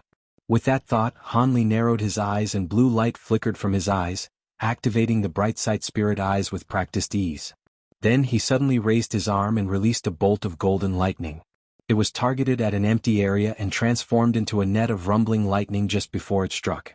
As a result, a strange scene occurred. Black light flickered from the empty area, revealing Marquis Nanlong. He felt alarm when he saw the net of golden lightning falling down upon him. But soon, his expression grew sullen as his body blurred, and the net only fell down on an afterimage. Marquis Nanlong's body had disappeared without a trace. Han Li pressed his lips tightly together when he saw this. With blue light continuing to shine from his eyes, he looked to his side and raised other arm before pointing it in a completely different direction. Peals of thunder ringing out, a dense bolt of golden lightning shot out from his hand, striking at an empty space 20 meters away. Just as the golden lightning traveled through the air, Marquis Nanlong's figure reformed right in its path. He could only blankly stare as he met its thunderous path. Marquis Nanlong was greatly shocked once more. It may just be a matter of luck if Han Li was able to predict his location once, but it couldn't be a coincidence for this to happen a second time. Han Li was truly able to see his movements. This time, the timing of Han Li's attack was superb. Marquis Nanlong wasn't able to avoid it. He could only open his mouth and spit out a ball of black-red devil flame to meet the golden lightning head-on. With a light clap, the black-red flames and golden lightning flashed, dissipating into smoke like fire and ice. It was Han Li's turn to be shocked. The Elder Devil actually had a method to block the divine Devil Bane lightning, a fearsome black-red devil flame. But under Han Li's careful watch, he noticed that Marquis Nanlong's complexion had paled in the instant the ball of devil flame was combusted. Although he had been able to recover in an instant, it was clear that this black-red devil flame most likely had some sort of connection to his vitality or soul essence. Before Han Li could think about how to best take advantage of this, Marquis Nanlong suddenly lowered his body and strangely lengthened and shot forward as if his body were boneless. He arrived in front of Han Li and sinisterly smiled, preparing to fiercely pummel Han Li with his devil-chi-clad fists. Han Li watched this with an unchanged expression and calmly took half a step back. With lightning ringing from his back, a pair of silver-white wings appeared. Then with another ring of thunder, he disappeared in a silver flash. When Marquis Nanlong saw this, he paused before coldly smiling. Lightning movement. I see you know quite a bit. But it is a pity, hee. He sneered and turned into black mist before disappearing as well. The two attacks and simultaneous disappearances happened all in a mere instant. When Ancestor Linghu and the white-clothed woman saw this exchange, they had immediately planned on assisting Han Li with their magic treasures, but they weren't able to find a good chance to interject themselves into the battle. And with Marquis Nanlong and Han Li now out of sight, Ancestor Linghu and the white-clothed woman couldn't help but look at each other in dismay. Then they hastily released their protective treasures around them out of increased wariness, protecting themselves from any chance encounters with Marquis Nanlong. After all, the two didn't have Han Li's abilities and weren't able to see through Marquis Nanlong's concealment. At that moment, thunder rang out and Han Li appeared over 60 meters away from his original location. And immediately after, Black Chi appeared behind Han Li, followed by Marquis Nanlong's appearance. Wearing a savage expression on his face, he fiercely pounded his fists down upon Han Li. Without even turning around, Han Li instantly sensed what had happened with his spiritual sense, but the strike occurred too fast. He wasn't able to teleport away in time. He was only able to pour the entirety of his spiritual sense into the blue light shield surrounding him to block the attack. Han Li's haphazard decision to teleport away had given Marquis Nanlong quite the opportunity. With shock resonating through his mind, Han Li felt perplexed when he was caught off guard. He hadn't expected Marquis Nanlong to act so quickly. Bah! Han Li now tasted what Ancestor Linghu had just recently experienced. The blue light barrier around Han Li's body trembled and he was struck back. A majority of the magic power he had condensed was scattered by Marquis Nanlong's two fists, preventing him from further using lightning movement. Marquis Nanlong wildly howled in laughter and his body turned into a fierce gale as he pursued Han Li, preparing to land a rain of blows with his fists. While Han Li was shooting through the air, incapable of controlling his body, his face was unexpectedly emotionless. Having seen what Ancestor Linghu suffered, he had prepared himself. Although he wasn't able to condense his magic power, he had other methods of contending against the Elder Devil. Although his body had become numb and powerless, he was soon able to feel his arms once more and released a spirit beast pouch from his waist towards Marquis Nanlong. Before Marquis Nanlong realized what had happened, he heard a sudden wave of buzzing from the bag. Several thousand of gold-devouring beetles swarmed out to form a cloud and they all surrounded him as he charged onward. Although he didn't recognize these gold-devouring beetles, he was able to sense an aura of ancient exotic insects, arousing fear in his heart. He didn't dare to be negligent and swiped his hand in the air towards them, summoning a glowing green ghost claw covered in gray-white flames to sweep away the gold-devouring beetles. In an instant, a majority of the gold-devouring beetles were grabbed by the ghost claw, and soon after, the gray-white flames burned a meter tall. The other beetles that hadn't been grabbed by the claw were now caught in the flames. Marquis Nanlong sneered at the sight and began to move towards Han Li once more. But at that moment, the white-clothed woman saw an opportunity to finally strike. She activated her mirror and a beam of rainbow light enveloped Marquis Nanlong. Additionally, Ancestor Linghu pointed to a milky white ring floating above his head. The ring flickered before shooting towards Marquis Nanlong as well. Marquis Nanlong was enraged at the sight of this and easily dodged the beam of rainbow light with a blur of his body. Although the rainbow light was difficult to deal with, it had no effect on him so long as it didn't touch him. As for the white ring, it was clearly a treasure focused on restriction. It also had no effect on him unless it touched his body. As Marquis Nanlong thought this, he turned his sight on Han Li once more and made his way towards him. To him, Han Li and his divine Devilbane lightning posed the greatest threat. However, Han Li didn't remain idle while inside his light barrier. He slapped another spirit beast pouch at his waist, and summoned over 10 puppets that blocked Marquis Nanlong's way with a single command. Each of the puppets was 6 meters long and had human bodies with tiger heads. With a tremble of their hands, 10 several-inch-long streaks of light glowed their claws. Chapter 844. A United Front. Marquis Nanlong was initially surprised to arrive in front of the tiger demon puppets, but he continued his charge regardless. The dozen puppets flickered with white light and they took action all at once. Their silhouettes wildly blurred and they instantly surrounded Marquis Nanlong as they swiped at him with their claws of light. Marquis Nanlong's expression sank and he shouted. Holding the puppets in disregard, he quickly met 2 of the puppets' claws with his fist. 2 muffled bangs sounded out. When the claws struck his black chi-clad fists, they were thoroughly shattered. However, these puppets had no fear of death, not to mention that they didn't have any magic power to be scattered either. In a flicker of cold light, the 2 puppets restored their claws and resumed the assault. Marquis Nanlong wickedly chuckled at the sight of this and his arms blurred and disappeared, followed by his body. Then the various claws of light all struck air, only to be followed by 2 muffled booms. Marquis Nanlong appeared outside the encirclement, each arm piercing through the chest of a tiger demon puppet. Since puppets didn't possess any hearts, they could only fall to the ground after receiving these grievous injuries. Marquis Nanlong's brutishly powerful fists destroyed Han Li's meticulously refined tiger demon puppets without any resistance. However, these strikes were something only done in passing. His true objective was Han Li, who had yet to recover from his previous attack.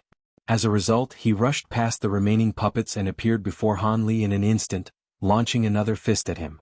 Still wrapped in his protective light barrier and incapable of mustering his magic power, Han Li stared at the oncoming first with an odd expression that lacked the slightest trace of panic. When Marquis Nanlong saw this, he was bewildered. Just as he thought about what this meant, countless sharp explosions sounded out close behind him. In his alarm, he withdrew his fist without another thought and his body blurred, leaving behind only a line of afterimages in his wake. In the following instant, countless green claws suddenly appeared, ripping through all of the afterimages. Then in a green flash of light, a green-furred monster with a husk of a face appeared where Marquis Nanlong originally stood. It was the sovereign devil corpse that had stealthily covered under the cover of Han Li's puppets. Marquis Nanlong stared at the tiger demon puppets and the devil corpse that had nearly launched a successful stealth attack on him. A refined corpse? When Marquis Nanlong clearly saw the devil corpse, he shouted with surprise. At that moment, the tiger demon puppets quickly crowded around Han Li. Han Li then raised his hands and stretched out his fingers, with one hand covered in dense bolts of flickering lightning and the other holding a small ball of purple flames. With that done, Han Li emotionlessly glanced at Marquis Nanlong. Marquis Nanlong snorted. With Han Li's magic power restored, there was no point to make any further attempts to suppress him. But what particularly shocked him was how Han Li had released so much divine Devilbane lightning and still had so much in reserve. If he remembered correctly from before he was sealed, the divine Devilbane lightning was extremely harmful to elder devils as himself, but there were very few treasures capable of producing it and they were only able to summon the lightning once or twice before running dry. If that weren't the case, why else would the humans be completely powerless when the elder devils first invaded the mortal realm? But contrary to this fact was the person standing before him, who seemed to be able to draw a limitless amount of divine Devilbane lightning from his body. It was a problem how freely he was able to make use of it. But he was particularly fearful of the purple flame that Han Li held in his other hand. Although he didn't know what this was, his instincts screamed that it was dangerous ever since it had appeared. As for the mechanical puppets, he didn't take them to heart. After all, they posed no threat to him in combat. They simply surprised him when they first appeared. As for the strange refined corpse, its aura was interesting, but it was only an opponent that possessed an early nascent soul cultivation. He also had nothing to fear from it. As the elder devil thought this, he couldn't help but recall the 2 nascent soul cultivators that he had battled against earlier. When Ancestor Linghu and the white-clothed woman saw that Marquis Nanlong and Han Li had ceased fighting for the time being, they felt a wave of dread and didn't dare to command their ancient treasures to attack. They simply ordered their treasures to remain still.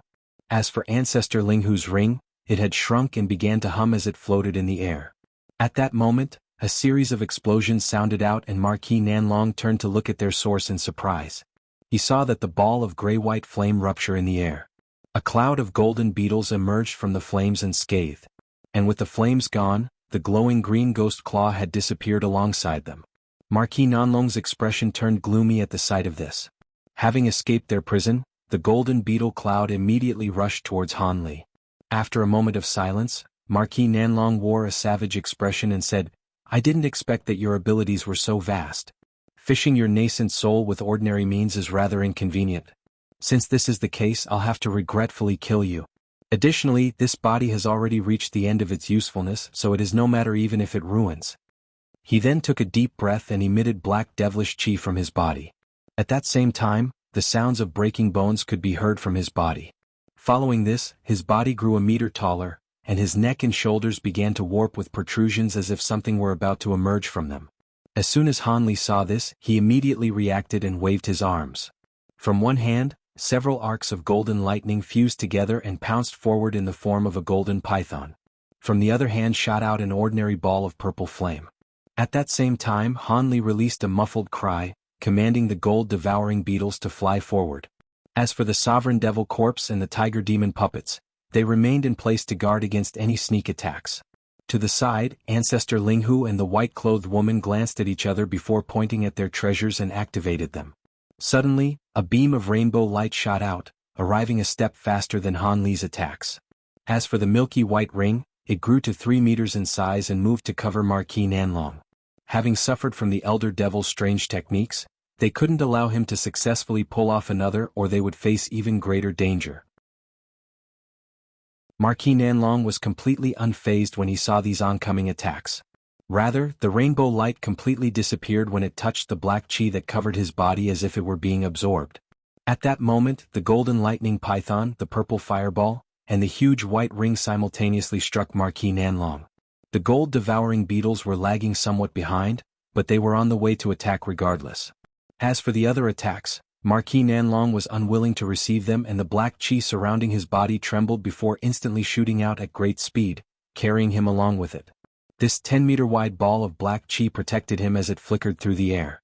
All of the attacks weren't able to reach him as his speed and evasive maneuvers were truly unordinary, preventing any attack from landing for the time being. When the white-clothed woman saw her attack negated, she resentfully willed her mirror to repeatedly shoot out beams of rainbow light, but they still missed him. This chase had already continued for a short moment, and much to Han Li's frustration, neither of his attacks have landed despite using his spiritual sense to control them. Then Han Li suddenly heard the monarch of soul divergence in his mind. "Youngster, if you have no other killing methods up your sleeve, I urge you to escape. Elder devils greatly differ from the cultivators of the mortal realm. They are all cruel and brutish, each of them well versed in combat. Although they come and go from our realm, none of them are as vicious as a high-grade elder devil. If they are earnest, you definitely aren't a match for them. Since I've yet to refine my final nascent soul puppet, I don't wish to die alongside you." When Han Li heard this, he didn't reply. Rather, a harsh expression appeared on his face and he suddenly waved his sleeves.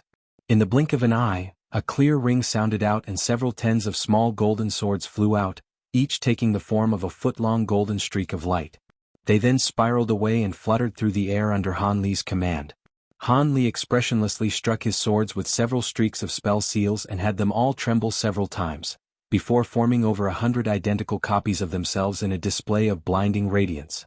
Han Li formed an incantation gesture with his hands and shouted, "Go!"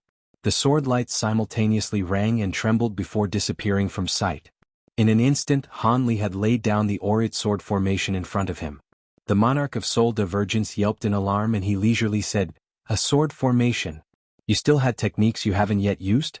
Then pretend I didn't say anything just now. However, I do wish to see why you hold this sword formation in such high confidence. Senior will soon know what this sword formation is. It is hard to say whether or not this sword formation will be able to strike down the Elder Devil if it were his true body, but since he's possessed the body of a human cultivator, I should be able to rid him of his container at the very least, given that I don't kill him. The monarch of soul divergence wryly chuckled and said, Youngster, don't boast and overestimate yourself. Haven't you already experienced the brute force of the elder devil's possessed body and his vicious devil arts? Chapter 845. Two heads, 4 arms. Han Li's heart stirred upon hearing the monarch of soul divergence's warning, and he asked, From your tone, it seems you've had personal experiences dealing with elder devils. I thought you never entered Devilfall Valley. Monarch Soul Divergence snorted several times and annoyedly said, Oh? Could it be you didn't hear me before? I had several good friends who entered the valley. Although they all possessed exceptional abilities, only one of them was able to escape alive with their combined powers. Surely this displays the power of the elder devils. Han Li smiled and thought to ask him another question when he heard a loud roar from the ball of black chi scuttling in the distance. Afterwards, a storm of wind was suddenly scattered away from the black chi, revealing Marquis Nanlong. When Ancestor Linghu and the white-clothed woman saw this, their expressions suddenly changed and they felt their blood run cold. Is that human?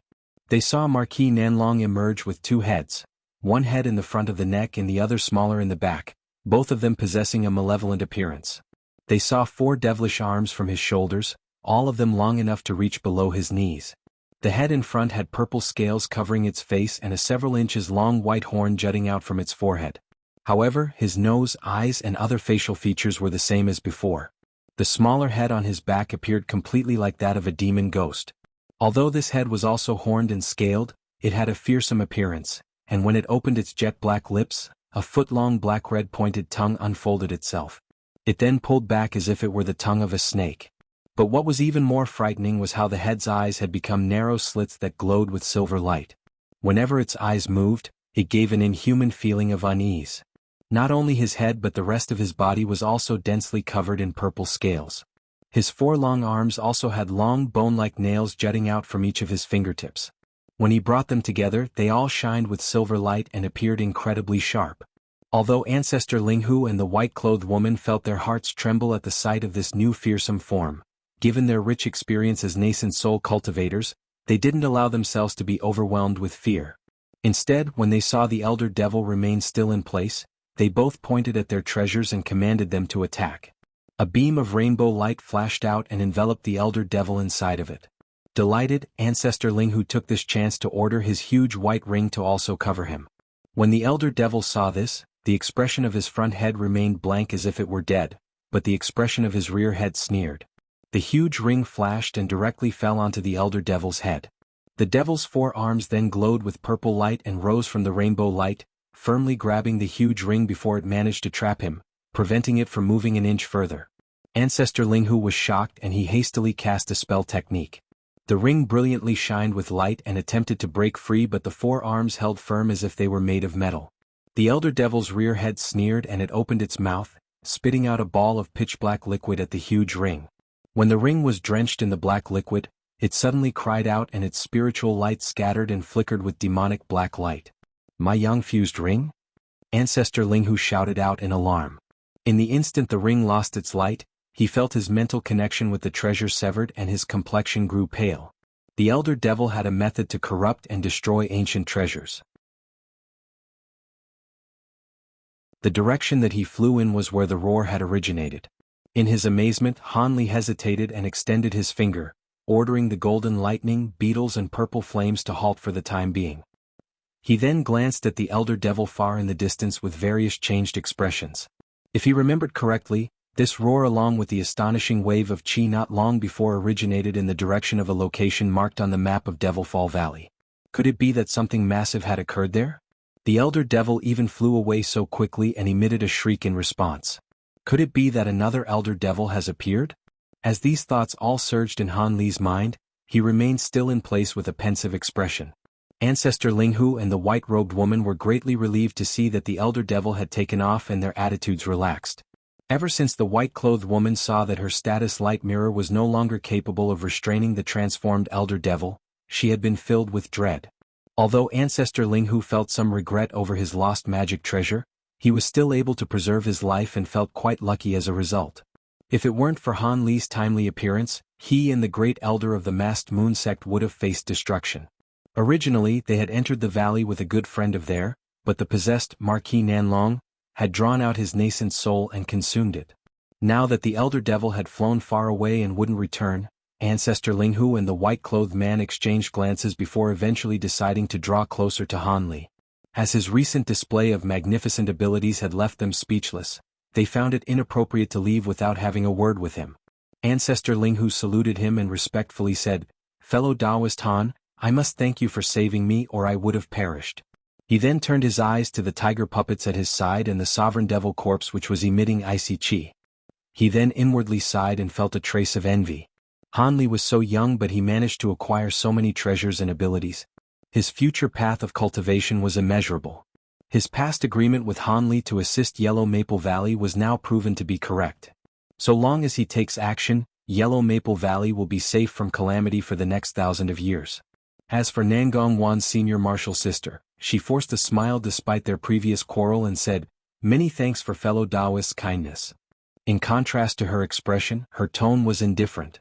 As for any thoughts of revenge, they were completely eradicated, having just witnessed Han Li's current abilities. With a wave of his arm, Han Li recalled the golden lightning and other items into his body and sleeve.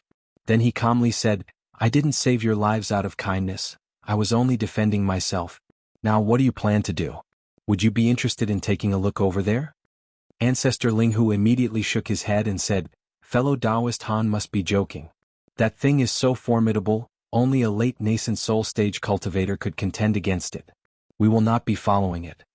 As for the white-clothed woman, she didn't say anything, but she also shook her head. "Since that's the case, then so be it. Although I am curious, it is too dangerous for me to go by myself. Let's part here." Han Li felt somewhat disappointed. If these two nascent soul cultivators agreed to accompany him, he would have truly go through to investigate what was going on. However, he wasn't curious enough to risk the danger if he were alone. With that thought, Han Li turned to stare in the direction of the howl, and a short while later, his expression suddenly grew heavy.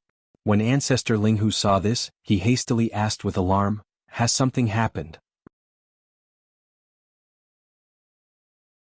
Chapter 846. Moths to the Flame. Ancestor Linghu followed Han Li's gaze and saw light flashing in the distance. He saw purple and black lights shine and flicker without end, covering up half the sky from view. And among these lights rose a 100-meter-wide emerald-green cloud that had various bright lights slowly swiveling within it. When these lights interweaved inside the green cloud, a loud tremble sounded out along with a howl that could be faintly heard from a distance. The strange black-purple lights carried raging waves of overflowing devilish chi throughout the sky, a devilish chi that the three were very familiar with. It carried the same aura that Marquis Nanlong's possessed body released after it transformed. However, this same aura was being emitted at full force from a distance and gave an oppressive feeling. But what Ancestor Linghu was even more fearful of was how the black-purple lights and the green cloud were quickly heading towards their direction. It appeared they would soon arrive. Bloated corpse poison. That is a poison cloud formed from Wei Wuya's poison techniques.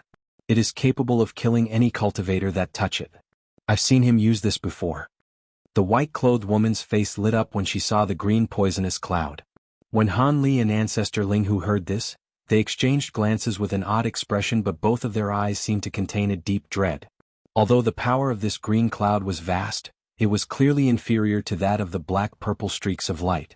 Could it be that his enemy was on par with a late nascent soul cultivator? However, from the astonishing aura that it emitted, his opponent definitely wasn't the elder devil soul that was possessing Marquis Nanlong's body. When the white-clothed woman saw the other two's expressions, she realized this as well, and she expression grew sullen. "Should we?" The white-clothed woman hesitated and thought to propose something when an icy spiritual sense swept past the three and interrupted her. Han Li's heart trembled when he felt this, and Ancestor Linghu's expression turned particularly unsightly. After some silence, Han Li emotionlessly said, "Let's hurry and decide what to do. If we take too long, we'll miss our chance. Now that the elder devil we've been fighting has run over there, fellow Taoist Wei will soon find himself overwhelmed no matter how deep his cultivation may be. Do you two plan on assisting him, or will you run off now and wait for the monsters to hunt you down after Wei Wuya is defeated?" Before Han Li spoke to them, he swept his spiritual sense past the black-purple radiance. However, astonishing spiritual chi fluctuations blocked him from seeing anything further, much to his gloom. It was clear that the battle was beyond his current level of cultivation. Ancestor Linghu and the white-clothed woman couldn't help but look at each other in dismay. If it were possible, the two would rather flee for their lives than stake their all against another battle with the Elder Devil, but it was as Han Li said. If Wei Wuya was defeated, their chances of making it out of the valley were nil as they were far too deep inside. Furthermore, if Wei Wuya did survive, he would know that they had remained idle rather than assisting him. And as fellow cultivators of the Nine Nations Union, this would bring no end of troubles. Especially since they were grand elders of their respective sects, it could spell disaster for the Masked Moon sect and Yellow Maple Valley. The two hesitated as they were resentful of being trapped in this situation, but for the sake of their sects, they had to stake their lives in this hopeless fight. Han Li bitterly chuckled in his mind and watched the black-purple radiance in the sky with his hands behind his back, silent the entire time. Ancestor Linghu frowned and gloomily sighed in his mind. He then said, "Among us, fellow Taoist Han possesses the most powerful abilities. What do you plan on doing?" "Me? Well, he." Han Li didn't immediately answer and simply smiled. When Ancestor Linghu saw this, he wryly chuckled and inwardly cursed at Han Li for his craftiness. So long as Han Li proposed to leave, the three could immediately leave.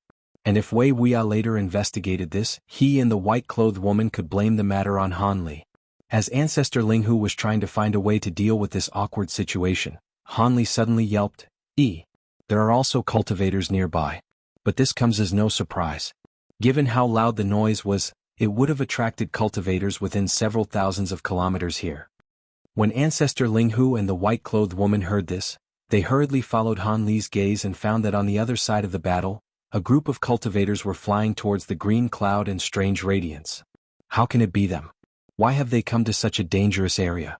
Han Li swept his spiritual sense past these cultivators and felt a wave of shock. He recognized two of the three cultivators in the group. One of the cultivators was Taoist Heaven Crystal, who he had traded with in the past. Following after him were two puppets with wicked appearances. They were riddled with scars and one of the puppets was even missing an arm.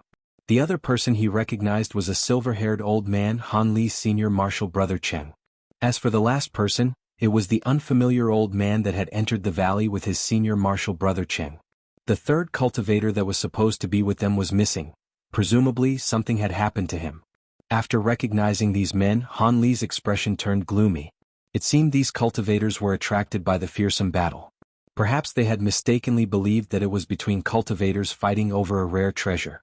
Had they known that there were nascent soul-consuming devils instead of treasure, they would have surely been flying away. Because they were too far away from Han Li, he wasn't able to reach them with his spiritual sense and couldn't stop them. As a result, they drew closer to the battle in the blink of an eye.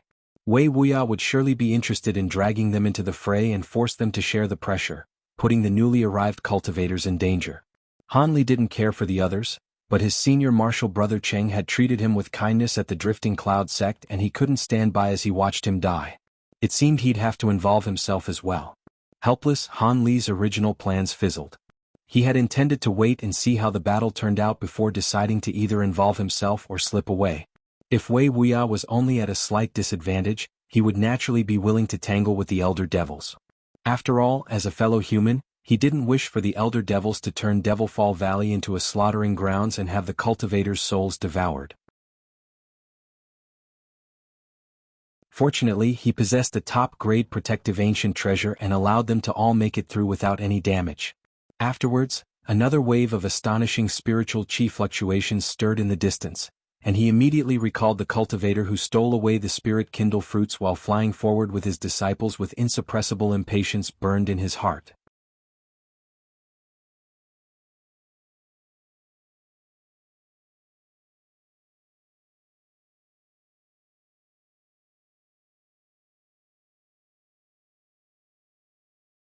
He saw that they weren't able to protect themselves in time as the devilish purple-black light enveloped them. But as the three were vastly experienced and were nascent soul cultivators, they had methods to protect themselves. Of course, the three cultivators and the two puppets gathered together and assumed a five-pointed protective formation. They released their own protective treasures, transforming into balls of flickering light that condensed into a dense multi-layered barrier. The two sinister puppets even opened their mouths and blew out a graying chi to conceal the five within it. At that same time, Han Li heard his senior martial brother Cheng send him a voice transmission. "Junior martial brother Han, the devil seems formidable. Wouldn't it be safer to? When Hanli heard this, he bitterly smiled. It seemed these three had their own methods to protect himself. He wouldn't have to be worried much over protecting his senior martial brother Cheng. Although this method appeared to be safer, this required the party of cultivators performing this to be well suited to one another, as they were each restraining one another. If one wasn't used to joining hands with others, it was better to move alone. With that thought, the curtain of devilish light had arrived at Hanli. Hanli frowned and azure light flashed, covering him in a layer of azure light. Afterward, he raised his hands and pointed his fingers to the light screen. Over 10 3-meter-long streaks of azure sword chi weaved right and left as they shot out, easily breaking the black-purple light screen into pieces. When Hanli saw this, he immediately glanced around and sighed with a tone of helplessness. Although the devilish light screen above his head was already broken, he was surrounded by the black-purple light everywhere else around him. At that moment, the Elder Devil's devilish light screen had spread over 5 kilometers in radius in a display of astonishing momentum. Hanli felt his actions slowed and the devilish light screen flashed with light, recovering from the damage that Hanli inflicted upon it. In addition to releasing the blue light shield, Hanli gave himself an additional barrier of light to protect himself and did nothing else as he was submerged by the black-purple radiance. His gaze flickered around him and he frowned, having discovered nothing. He didn't believe that the Elder Devil had released this giant light barrier for nothing. And as he had predicted, he suddenly sensed something and his expression turned gloomy. Although there was nothing strange about his body, he discovered the purple-black light screen was draining his magic power through his barriers of light. Although the amount was minute, it would wear away at his strength given enough time. In his alarm, Hanli gripped his fists and mulled over the matter before suddenly releasing dense bolts of lightning from his hand. Lightning flashed and entered his 2 barriers of light before rupturing. Loud electric surges sounded out and the azure and blue barriers of light surrounding him were covered in countless fine arcs of golden lightning. The devilish light then withdrew as if scared away. Hanli sighed with relief and his thoughts began to turn.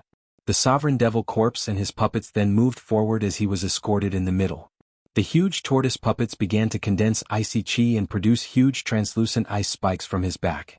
While these actions all didn't seem like much, this had all occurred in the blink of an eye. Blue light then flashed from Hanli's eyes, making full use of his bright sight spirit eyes, and he felt his heart thump after looking around him.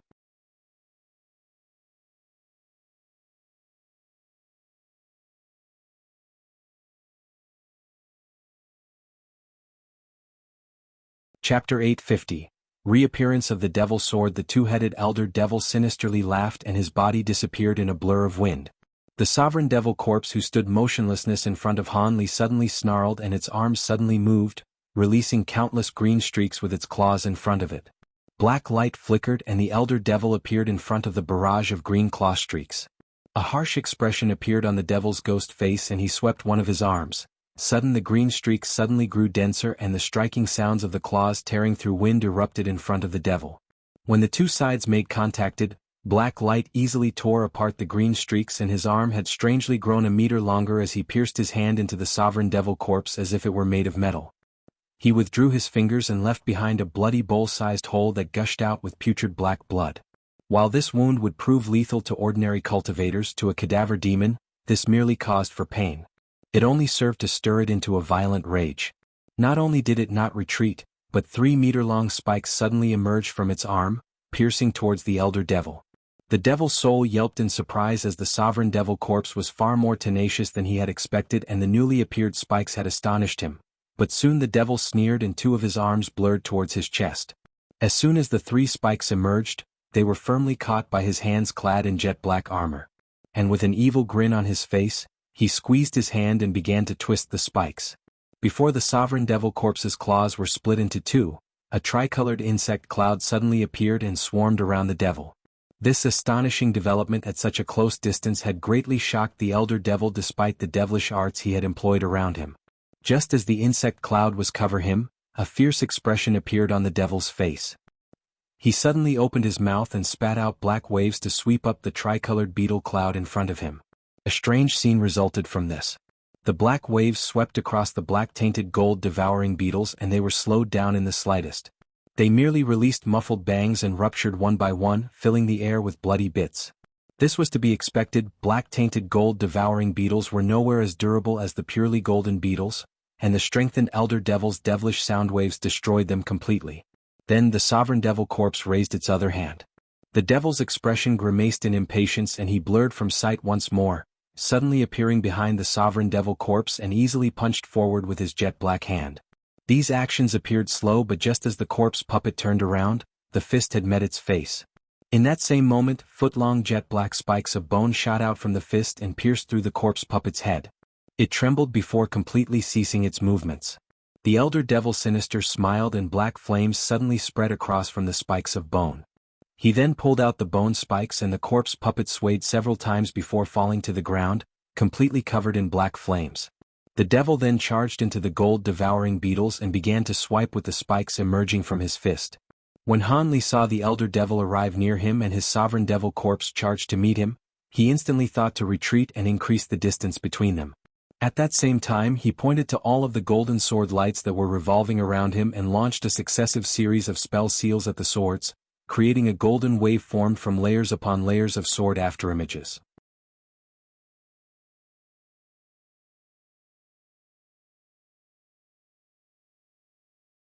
Chapter 851. Black Blade. When the elder devil heard this, he squinted eyes in surprise as Han Li hadn't displayed the slightest fury. He swept his gaze several times past the sword blur in front of Han Li, the purple flame bird and the blood devil sword before he gloomily stared at Han Li once more. Han Li silently returned the stare and the thunderstorm wings slowly unfolded from his back as magic power began to quickly circulate throughout his body. At that moment, a huge explosion sounded in the distance, and the two couldn't help but turn their attention to it. They saw a brilliant flashing light. Several various colored balls of light were pounding against the black light barrier, dissolving it in the blink of an eye to reveal a ring, a small sword and a spell flag, the three of the devil's devilified treasures. However, their devilish light had grown thin, appearing to have received heavy damage. As the elder devil was completely focused on Han Li, he had completely overlooked senior martial brother Chang's party. Although these three cultivators were all early nascent soul cultivators, they possessed much battle experience and employed their own secret techniques to break through the restrictions constraining their treasures. But when they saw the elder devil's strange shifting movements from a moment ago, they felt their hearts tremble. Rather than take the initiative to draw close to Han Li, they simply directed their treasures to attack the devil from a distance, hoping that it would provide a distraction. But the three clearly understood that Han Li would be the main force in dealing with him. If Han Li were to fall, the three would be left helpless. Han Li was delighted that the three were able to provide some assistance at this time. It would be fantastic if they gave him enough time to place down the Aureate sword formation. With that thought, Han Li took another look at the elder devil and saw that he took another look at Han Li as the treasures streaked towards him. The ghost head's eyes flickered and he sinisterly smiled before disappearing in a series of afterimages. Han Li's heart stirred and he quickly swept his bright sight spirit eyes around him. He revealed shock by what he saw. "Not good. Be careful."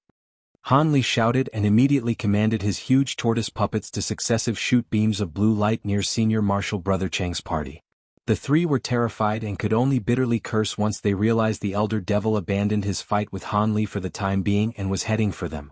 After having seen the many moves that Han Li had displayed, the blood devil sword in particular, the elder devil felt that he wouldn't be able to defeat Han Li in a short amount of time.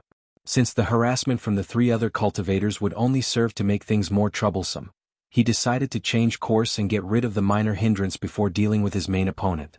Over 10 thick beams of light erupted around the three nascent soul cultivators, filling the air with a cold icy chi. A black silhouette flickered 30 meters near the three cultivators, followed by the appearance of the elder devil. Although the cultivators had already prepared themselves, they couldn't help but lose some of their composure from witnessing his abnormal speed. Fortunately, the three acted with great skill. Senior martial brother Cheng and the other old man raised their arms, summoning a fire-red fox and a large talisman. As for Taoist Heaven Crystal, he clutched his hands in an incantation gesture and his two malevolent puppets shot out of the group's barrier in a blur. Under the talisman's protection, the red fox charged alongside them. The talisman flew out of the barrier and erupted several times, producing a cloud of flames. The fox then leapt into the cloud and fused with it, instantly disappearing from sight. It appeared to be a rare spirit beast skilled in fire movement techniques.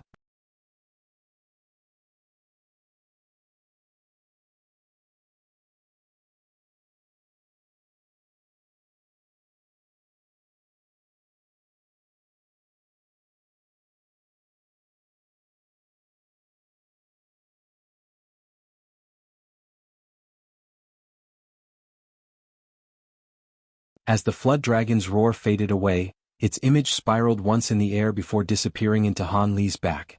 Crimson light glowed behind him, and suddenly the image of a 3-inch-long crimson flood dragon began to roam across his body with vivid life. Then Han Li's body began to pulse with crimson light, and thumb-sized sparkling crimson scales appeared all over. Following a sharp pain from the top of his head, a small scarlet horn appeared, and his hands turned incredibly hardy and his fingers became pointed and incisively sharp. At first glance, Han Li's new form appeared similar to the elder devil trapped in the sword formation. However, Han Li's face remained human and the scales were only present on his body. As for the elder devil's head, both of their heads appeared malevolent and his scales were purple. Han Li's use of the spirit subjugation talisman had also boosted his true essence with the power of the flood dragon's soul and raised his cultivation to the border of early and mid-nascent soul stage. With his body glowing in both azure and red light, he grabbed the blood devil sword with both his hands and poured the entirety of his magic power into it. The sword began to intensely tremble and violently pulse with crimson light before expanding to 3 meters in length, filling the air with the putrid smell of blood. As for Han Li's red horn, it glowed a brilliant crimson as a result of using the power of the flood dragon's soul to its greatest extent.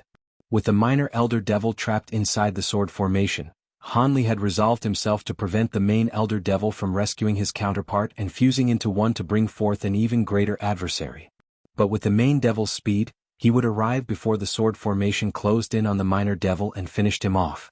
His only choice would be to personally slay the minor devil. Once this was done, he would flee, as there was no way he could withstand the might of the main elder devil. Although there would be dire consequences for using the blood devil sword, including great damage to his true essence, he already decided that he wouldn't be involved in this battle much longer. With the minor devil slain, he would immediately flee and have the other cultivators deal with the stronger devil. Otherwise, he could experience permanent damage to his cultivation. Given that he had slain one of the devils by himself, the other cultivators surely wouldn't have any complaints. But at that moment, the blood devil sword seemed to be insatiable. In the blink of an eye, it had already consumed a majority of what Han Li's cultivation could offer. The sword's crimson light continuously pulsed and now extended to over 20 meters in length and condensed an even more powerful aura, much to Han Li's shock. When the minor elder devil saw this, he rigidly stared at the light extending from the sword and a trace of fear appeared on his face. He wasn't able to keep his calm and his ghost head harshly shouted, "Are you seeking your own death? For a human cultivator to use a sacred tool of our holy realm without regard? Are you thinking of turning into a devil?" Han Li coldly smiled. He simply continued to pour spiritual power into the sword and ignored him. The devil grew furious. Knowing that Han Li intended on taking his life, his expression turned gloomy and his body began to glow with crimson light. With one of his hands acting as a blade, he severed one of his arms. The wound was as sleek as a mirror and didn't leak even a drop of blood. In the moment the arm was severed, he grabbed it with another arm and he spat several mouthfuls of blood essence onto it as he muttered an ancient incantation. The severed arm immediately shined with crimson radiance and undergone a series of warping distortions before forming a sword that resembled the blood devil sword. The sword was made of sleek bone and was covered in pitch-black devilish chi.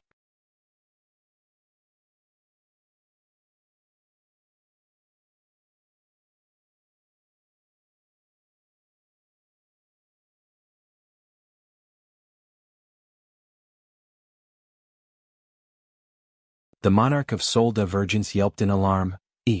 That seems to be a dream prominence fruit. It's already turned a deep purple. It should have medicinal properties over 10,000 years in age at the very least." Forcing down the excitement in his heart, Han Li said with a calm tone, "It is unknown just how long this abandoned medicinal garden has existed. It would be odd if its potency wasn't at least 10,000 years of age." He didn't immediately pick any of the fruit. Instead, he observed them for a long while before turning around to examine another corner of the garden. Dragonweave grass. Wind spirit flowers. As Han Li muttered the names of these long-extinct spirit medicines of immense potency, his eyes shined with increasing excitement. "I'm surprised you're so familiar with medicinal herbs. There were even some I hadn't heard of." Monarch Soul Divergence said with a surprised tone. Han Li raised his head to look at another direction and smiled, saying, "Could it be that Senior is teasing me? I'm only able to recognize a third of the plants here. I will be needing your help to identify most of them." Perhaps believing this to only be a trivial matter, Monarch Soul Divergence didn't press Han Li too hard. Rather, he coldly snorted and said, "Although I've touched upon the topic of pill refinement, I haven't delved too deeply into it, so I will only be able to help you identify them. That over there is." Hanli nodded as he listened.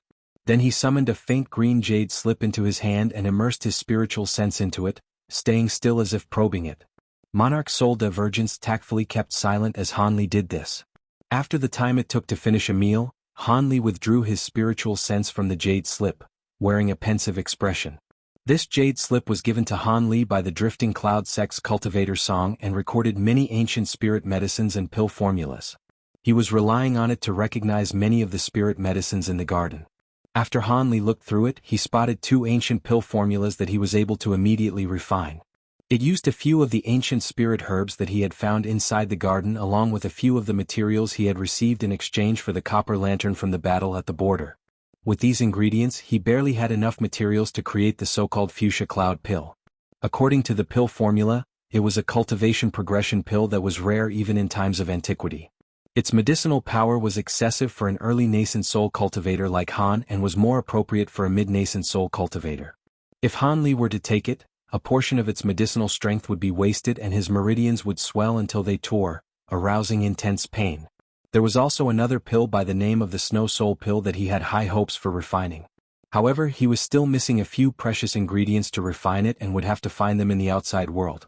Although the Snow Soul Pill wasn't a medicine pill that progressed cultivation, it was a supplementary medicine that increased the glacial power of a cultivator's ice techniques. The pill formula only gave a vague description of its effects, but it was certain to be unordinary, given the rare materials that it used. As for the other medicine herbs in the garden, they weren't enough to complete a formula and would be used for later. Hanli's thoughts continued to churn over how he could use these medicinal herbs and he couldn't help but turn giddy. Although Hanli had been kept busy ever since he had entered the nascent soul stage and never had the opportunity to enter seclusion for a long period of time for cultivation, the thought of looking for appropriate cultivation medicine and an opportunity to seclude himself for many years had been on his mind for a while. It appeared his efforts had paid off now that an opportunity presented itself.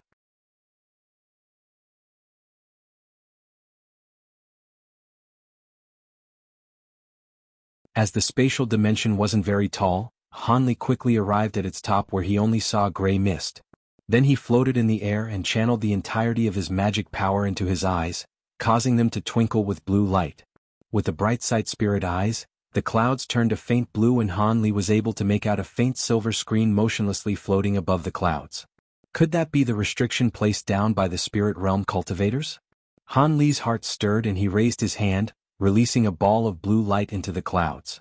The ball of light was able to pass through the silver restrictions without resistance and continued to fly for another 30 meters before coming to a sudden stop as if having knocked against something and exploding. Hanli's expression relaxed and his body shined with azure light as he flew into the clouds. For some unknown reason, a strange thought flickered past Hanli's mind. Although Hanli had already tested it, he still felt very scared when he passed through the silver restriction. Fortunately, he passed through it without anything happening. As he had expected, the Spirit Ether Garden's restrictions seemed to only affect Elder Devils. It was still unclear what relation the Elder Devils had with this fragmented medicine garden. After he crossed the restriction, Hanli felt a wave of relief and made full use of his spiritual sense and bright sight spirit eyes to sweep over every inch of the 100-meter-wide ceiling, but discovered nothing.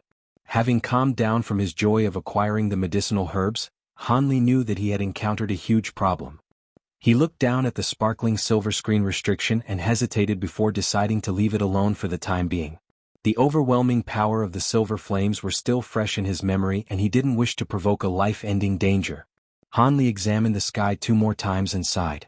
With a face full of disappointment, he eventually floated back down to the ground. "Master," Hanli expressionlessly said, "I've discovered nothing. It seems the space is completely sealed off. There is no hole to take advantage of." Worry filled Silvermoon's voice. "Then aren't we trapped here?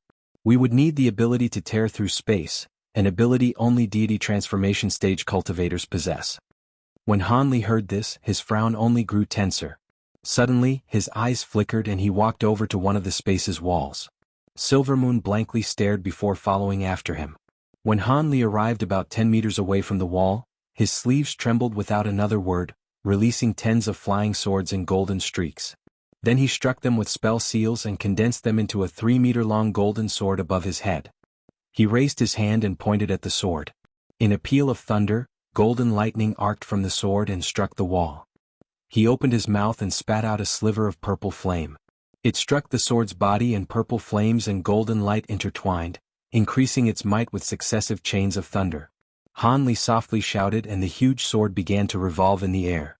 It turned into a streak of gold and purple before chopping to the wall in a fierce strike. In a loud reverberation, a blinding ball of light erupted and the entire spatial dimension trembled. Han Li hastily formed a hand incantation and the streak returned in front of him. Its magnificence faded away to reveal its original form as a huge sword. The blinding radiance gradually faded away and Han Li squinted in close examination of the wall. Behind him, Silvermoon revealed an expression of dejection. She saw that the strike hadn't left the slightest mark on the wall. Having seen this, Han Li's gaze flickered as he sank in thought. Youngster, that would have only worked in your dreams. The monarch of soul divergence said with a lazy tone. Oh, it seems Senior knows how to get out.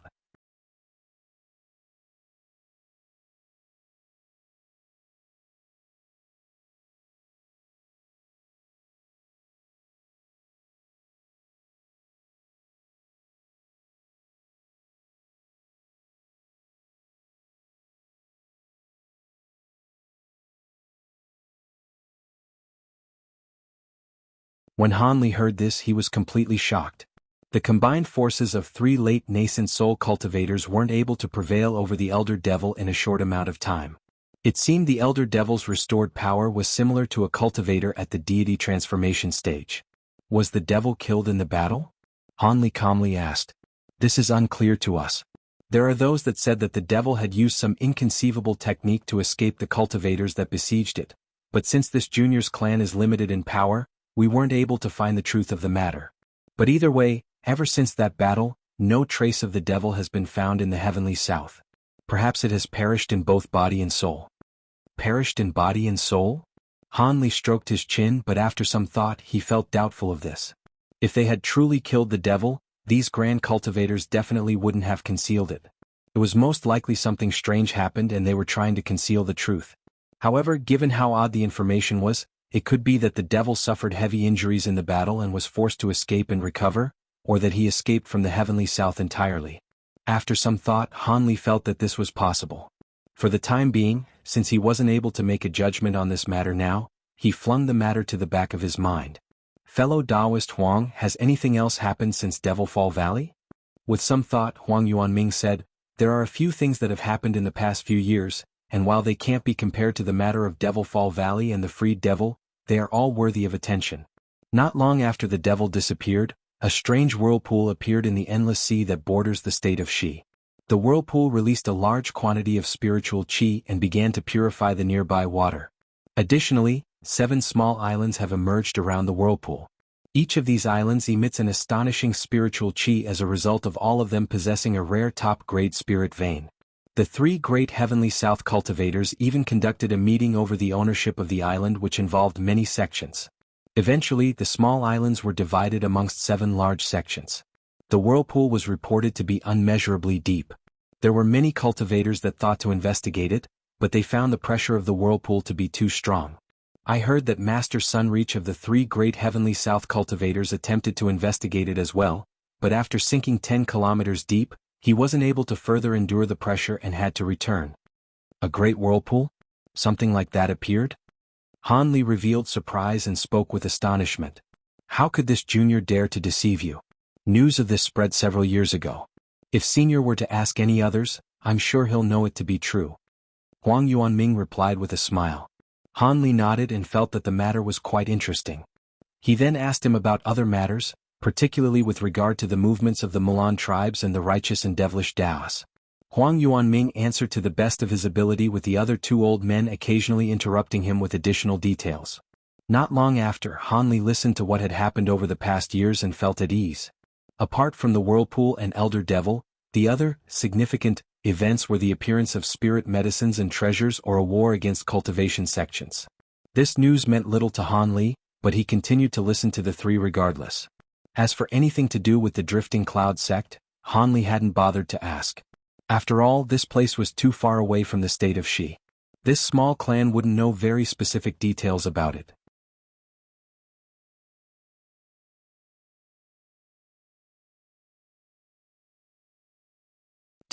I have no interest in cultivating to the point of becoming a monster akin to that elder devil. Han Li coldly responded. After a moment of silence, Monarch Soul Divergence spoke with a strange tone. Youngster Han, you don't truly believe that all the elder devils take a grotesque form? What does senior mean? Could it be that after I transform into an elder devil I won't take on that otherworldly form? Will I be able to retain a human image? You've gained a wrong impression. According to the records that I've read, devil cultivators that ascend to the devil realm may join the rank of elder devils, but they retain their human appearance. Of course, that's a different story if you use a devilish technique to change your body. At the end of the war between ancient cultivators and elder devils, there was a small portion of cultivators that were enticed by high-grade elder devils and were completely fused with devilish chi. With these cultivators joining the ranks of the elder devils, the final battle only grew more fierce. It was said that humans that were devilified restrained their outer appearance and intelligence, but since they had subjected themselves to those high-grade elder devils, it is unknown if there was anything else behind this. This started the legend that humans who cultivated elder devil techniques to their peak would ascend to the elder devil realm.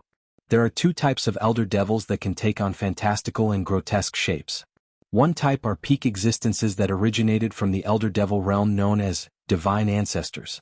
These devils are sparse in number and each of them are beyond fearsome.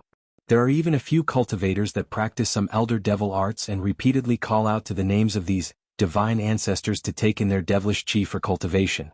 The other kind are demon clans from our mortal realm that cultivated devilish arts and ascended to the elder devil realm. Demon beasts originally weren't human to begin with, so their elder devil forms are vicious and ugly. Having heard this, Han Li said, "Demon clans? How is that possible? How can?" Monarch Soul Divergence lazily cut him off. "How can they cultivate elder devil arts, right? Don't ask me about it, I'm not sure myself. It was merely something that the records had lightly touched. But although the specifics are unknown to me, it seems that the ancient demons contacted the elder devils at some point, seemingly much earlier than the humans did. However, I have met a few high-grade demon clan members and they didn't actually cultivate any devil arts, neither did their bodies emit any devilish chi. Perhaps you'll come across an answer in the Jin Empire. If any place should have ancient cultivator records, it would be there." Han Li's expression wavered and he thought to take out the sacred providence plate, which was a legacy treasure of the demon clans. It described a three-headed, six-armed cultivation art and it bore a striking resemblance to the elder devil's two-headed four-armed appearance. Could it be that they have some sort of unknown connection? After a moment of silence, Han Li couldn't help but break out into laughter. Even if the demon clans and elder devils had some sort of hidden connection or secret, he didn't have the time to waste discovering it. It was best to leave these matters to those who were interested.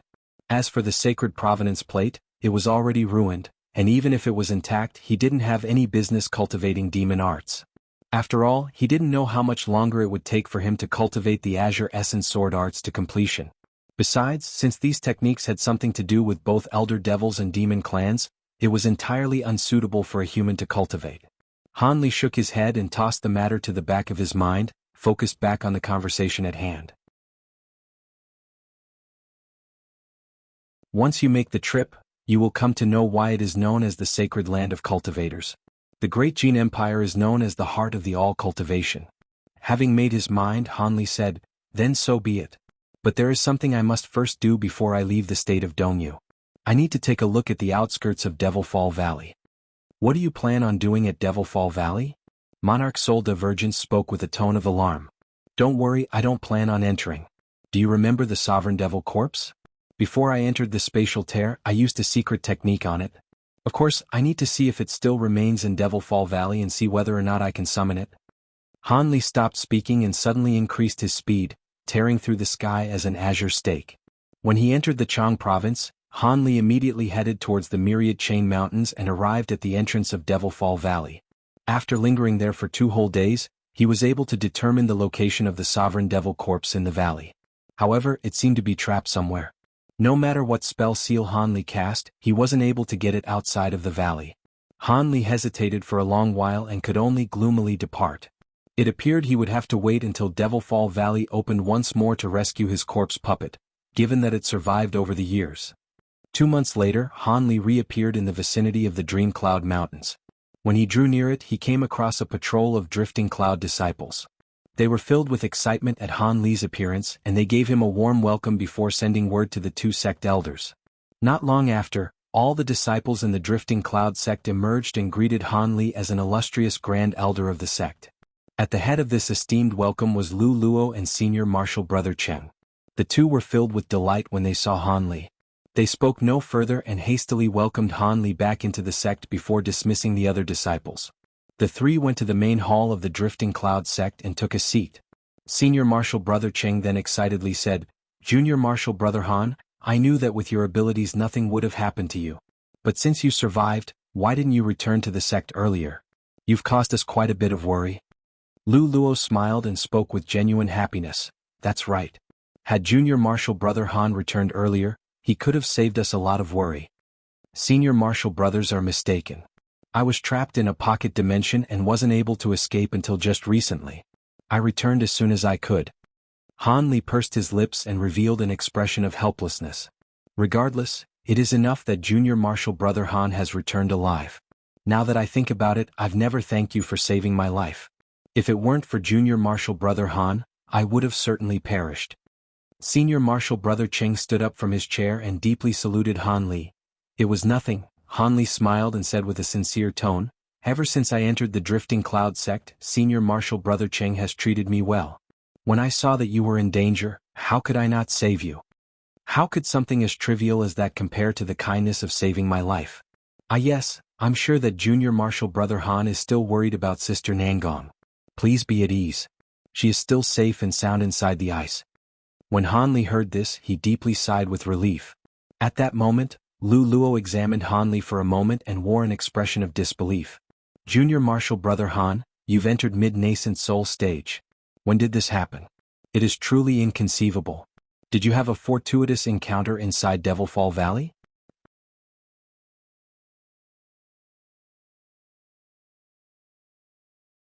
But is it true that two of the great cultivators and the Mulan divine sage weren't able to slay the devil? Given your identities, you should know the truth of the matter. With that said, Han Li's expression turned heavy. "We didn't participate in the campaign against the devil, but according to the information that the Alliance sent, the Elder Devil received grievous life-threatening injuries, but it still managed to escape through some strange secret technique. Master Sunreach and the others attempted to give chase to eradicate the devil, but they gave up the case at the border of the Mulan Plains out of fear of provoking the soaring tribes. However, many years passed without the devil being sighted in the heavenly south. And given how calm the Mulan Plains are, if the devil hasn't succumbed to its wounds, it should have crossed the Mulan Plains into the Great Jin." "The Great Jin Empire?" Han Li couldn't help but reveal shock. Senior Marshal Brother Cheng and Lu Luo saw the surprise in Han Li's words, but they tactfully dropped the subject. After all, Han Li's current abilities and cultivation were beyond the two, so they couldn't help but feel a bit of admiration for him. They chatted for a moment more before Han Li eventually mentioned how he found a cure for Nangong Wan in Devilfall Valley and wished to make an attempt to dissolve her curse. The two were overjoyed when they heard this. If Nangong Wan recovered, the might of their drifting cloud sect would increase once more. They hastily concluded their chat and personally guided Han Li to the restricted area. Senior Marshal Brother Cheng and Lu Luo stood at the entrance to the restricted area and personally kept watch, allowing Han Li to take care in dissolving the Soul Seal curse. He uttered a quick word of thanks before approaching the stone gate. Han Li glanced at the gate and saw that the restrictions hadn't been further activated since the last time it had been opened. It appeared that Senior Marshal Brother Cheng and Lu Luo had only used their spiritual sense to see how Nangong Wan was doing inside, much to Han Li's satisfaction. With his hand forming an incantation gesture, a series of spell seals flew out and struck the stone door, causing it to open with groans. Han Li then silently walked in with an odd expression, followed by the gate closing shut. The room was exactly the same as in the past. It was completely clean because the restriction placed, and the moonlight stones embedded in the ceiling were as bright as ever. Nangong Wan's child form was still sealed in the sparkling wall of ice with her eyes closed and a pale face. With sadness across Han Li's face, he took several steps towards the ice wall and stopped 3 meters away. Then he stared at Nangong Wan's deathly pale face and a complicated expression appeared on his face. An unknown amount of time passed before he finally let out a long sigh. He then slapped his storage pouch and summoned a jade box into his hand.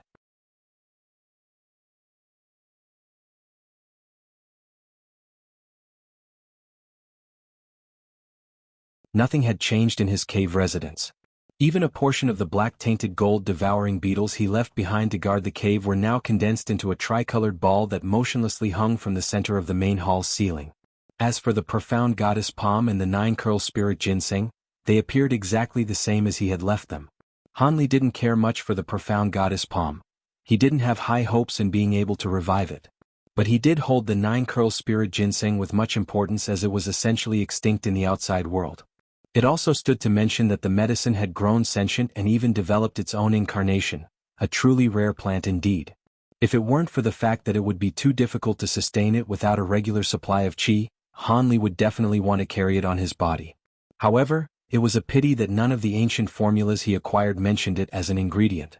As a result, he could only sigh and put it aside for the time being. As for his insects, he carried a majority of them on his body. In particular, he carried the 24 eggs of his 6-winged frost centipedes on hand so he didn't have to worry about them, although they hatched halfway on his journey to the far west. However, he felt rather regretful that they had continuously remained as larvae for the past 27 years he spent in the spatial tear since the green liquid didn't gather there. He had placed them in a particular spirit beast pouch that left them in deep hibernation. Hanli first released the gold-devouring beetles into their room before releasing the 6-winged frost centipedes into a neighboring room. He then took the spirit beast pouch and lightly tossed it into the room. In a gust of white light, over 23-inch-long centipede larvae appeared at the center of the room. Their bodies were snow-white and translucent, and wings had yet to sprout from their bodies, causing them to appear similar to large white silkworms, completely harmless. When Hanli first acquired the 6-winged frost centipedes, he didn't know whether or not they could evolve through the use of the rainbow skirt grass, but to his excitement, the grass was also effective on them. He originally intended to make use of the centipede's frost chi to refine the purple apex flames, but after his battle in Devilfall Valley, another thought came to mind. Although the gold-devouring beetles were formidable, their speed was a bit lacking. Even after reaching their final stage of maturation, Hanli figured that they would be easily restrained by incredibly fast enemies. That was where the 6-winged frost centipedes came in. In addition to the fearsome glacial chi they spit out, their high ranking on the list of exotic insects were also due to their abnormal speed. When they had 2 wings, their speed was about the same as other spirit insects. But when they sprouted out another pair of wings for a total of 4, their speed underwent a massive increase, beating even common magic treasures. But most fearsome of all was when they completed their 3rd and final pair of wings. Their speed placed them amongst the top 3 fastest insects, and it was reportedly said they were invisible as they moved and could traverse 500 kilometers in mere moments. Of course, this was something that was only told through records. Even in times of antiquity, 6-winged frost centipedes were extremely rare, so Hanli was quite skeptical of these words. But given the one-sided accounts, there was no doubt that they were a fantastically fast insect. In the battle against the Elder Devil, Hanli had suffered quite a bit at his strange bizarre movements, bringing the 6-winged frost centipedes to the top of his mind.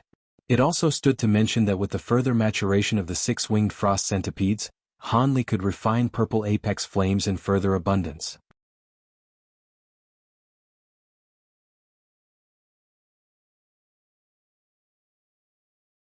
Hanli stared at Mu Peeling and slowly said, "As a woman cultivates the copulation essence art, they must retain their vital een until the very end or all their efforts will be for naught.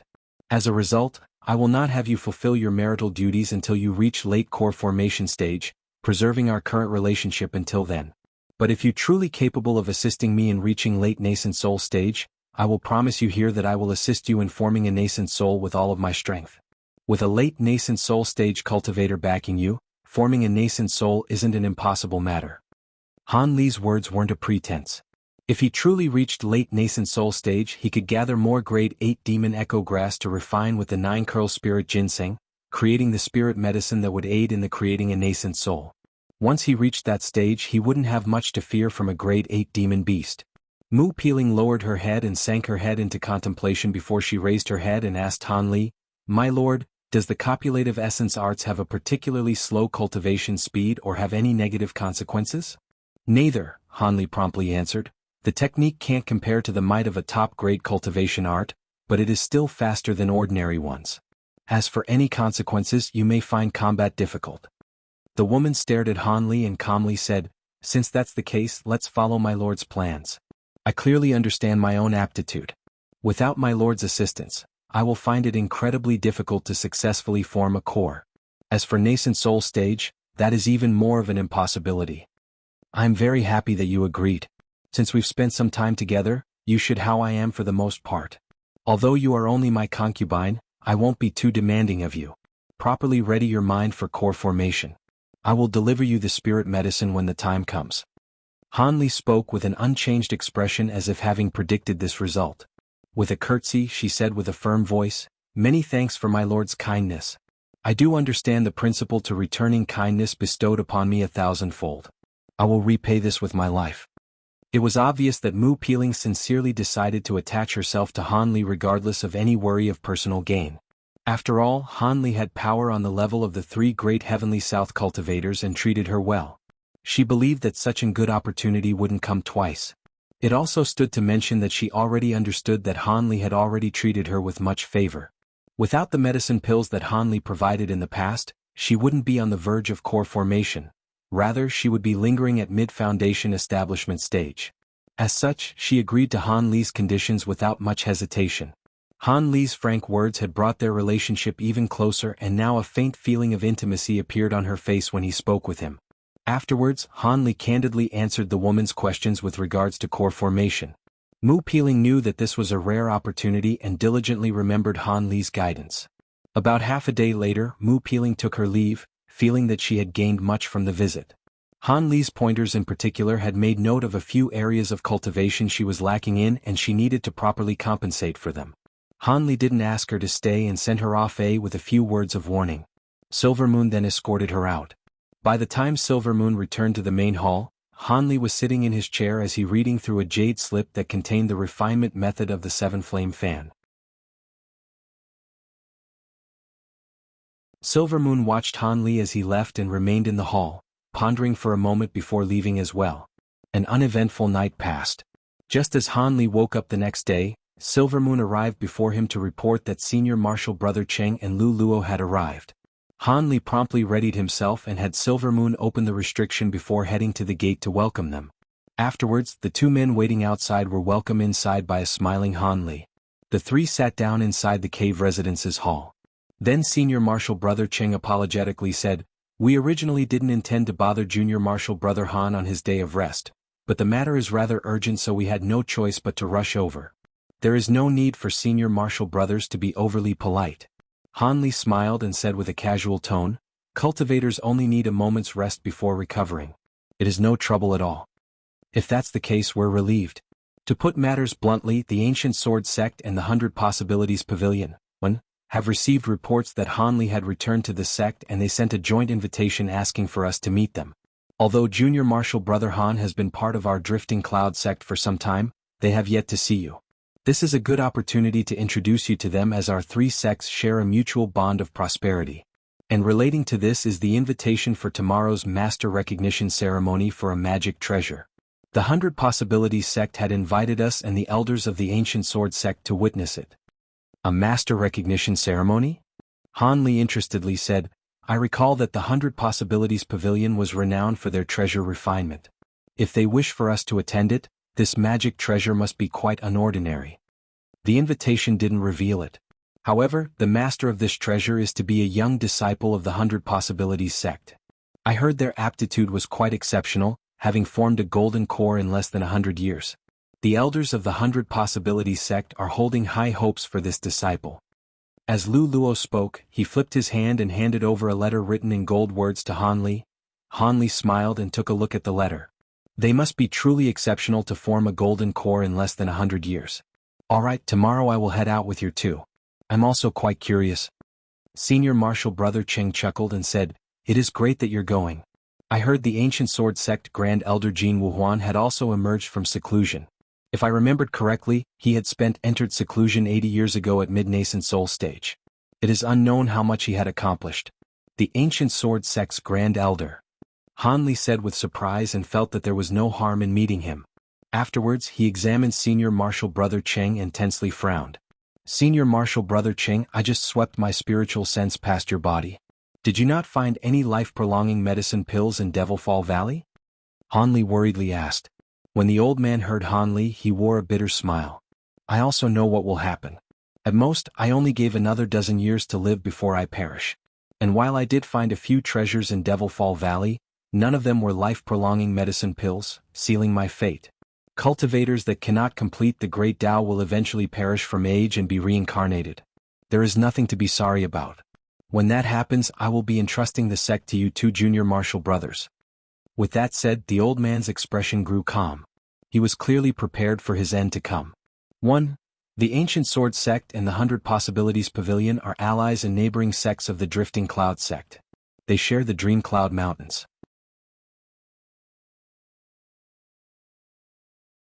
Han Li inwardly sighed. Although he acquired many spirit medicines from the ruins of the Spirit Ether Garden, none of them were capable of prolonging lifespan. All he could do was console him. There is no need for Senior Marshal Brother Cheng to be so dejected. Perhaps you'll come across some luck in a few years. The old man shook his head with an indifferent expression. As it seemed he had already come to terms with his eventual death, Han Li dropped the topic and instead summoned a white jade slip into his hand. Senior Marshal Brothers, I've remembered something. Han Li handed over the jade slip over to Senior Marshal Brother Cheng and casually said, I need the sect disciples to go out and gather materials. Because there are many different materials, I'll take whatever amount they can acquire. They need only try their hardest. And so long as the cost of the material isn't outrageous, I'm willing to pay the cost. Have the sect disciples come back to me for compensation. Let me take a look. Lu Luo took the jade slip with interest and immersed his jade slip into it, his face revealing an odd expression. No wonder you said they need only try their hardest, Lu Luo said with a shock. Most of the materials will be difficult to find, and there are even a few items that exist only in legend. I reckon most of them can't be found in the heavenly south. Oh, let me take a look at what you're trying to find. When Senior Marshal Brother Cheng heard this, he grew curious and reached out for the jade talisman. He then withdrew his spiritual sense from it with an expression of shock and said, These are truly rare materials. Could it be that Junior Marshal Brother is trying to refine a magic treasure? Han Li smiled and said, A magic treasure? That's about right. When he heard Han Li's vague answer, he dropped the topic and agreed to the matter, immediately arranging for the sect disciples to gather materials from the various areas of the heavenly south. With that finished, Senior Marshal Brother Cheng and Lu Luo glanced at one another, and Lu Luo handed over a bulging storage pouch over to Han Li. What's this? Surprised, Han Li unconsciously reached out from the storage pouch and gave the two a puzzling glance.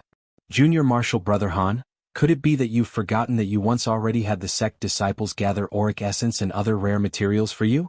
In the past few years we were only able to gather a small piece of auric essence, but we did manage to gather all the other materials. I originally thought to give you a pleasant surprise, but I didn't expect that you would need to gather even more materials.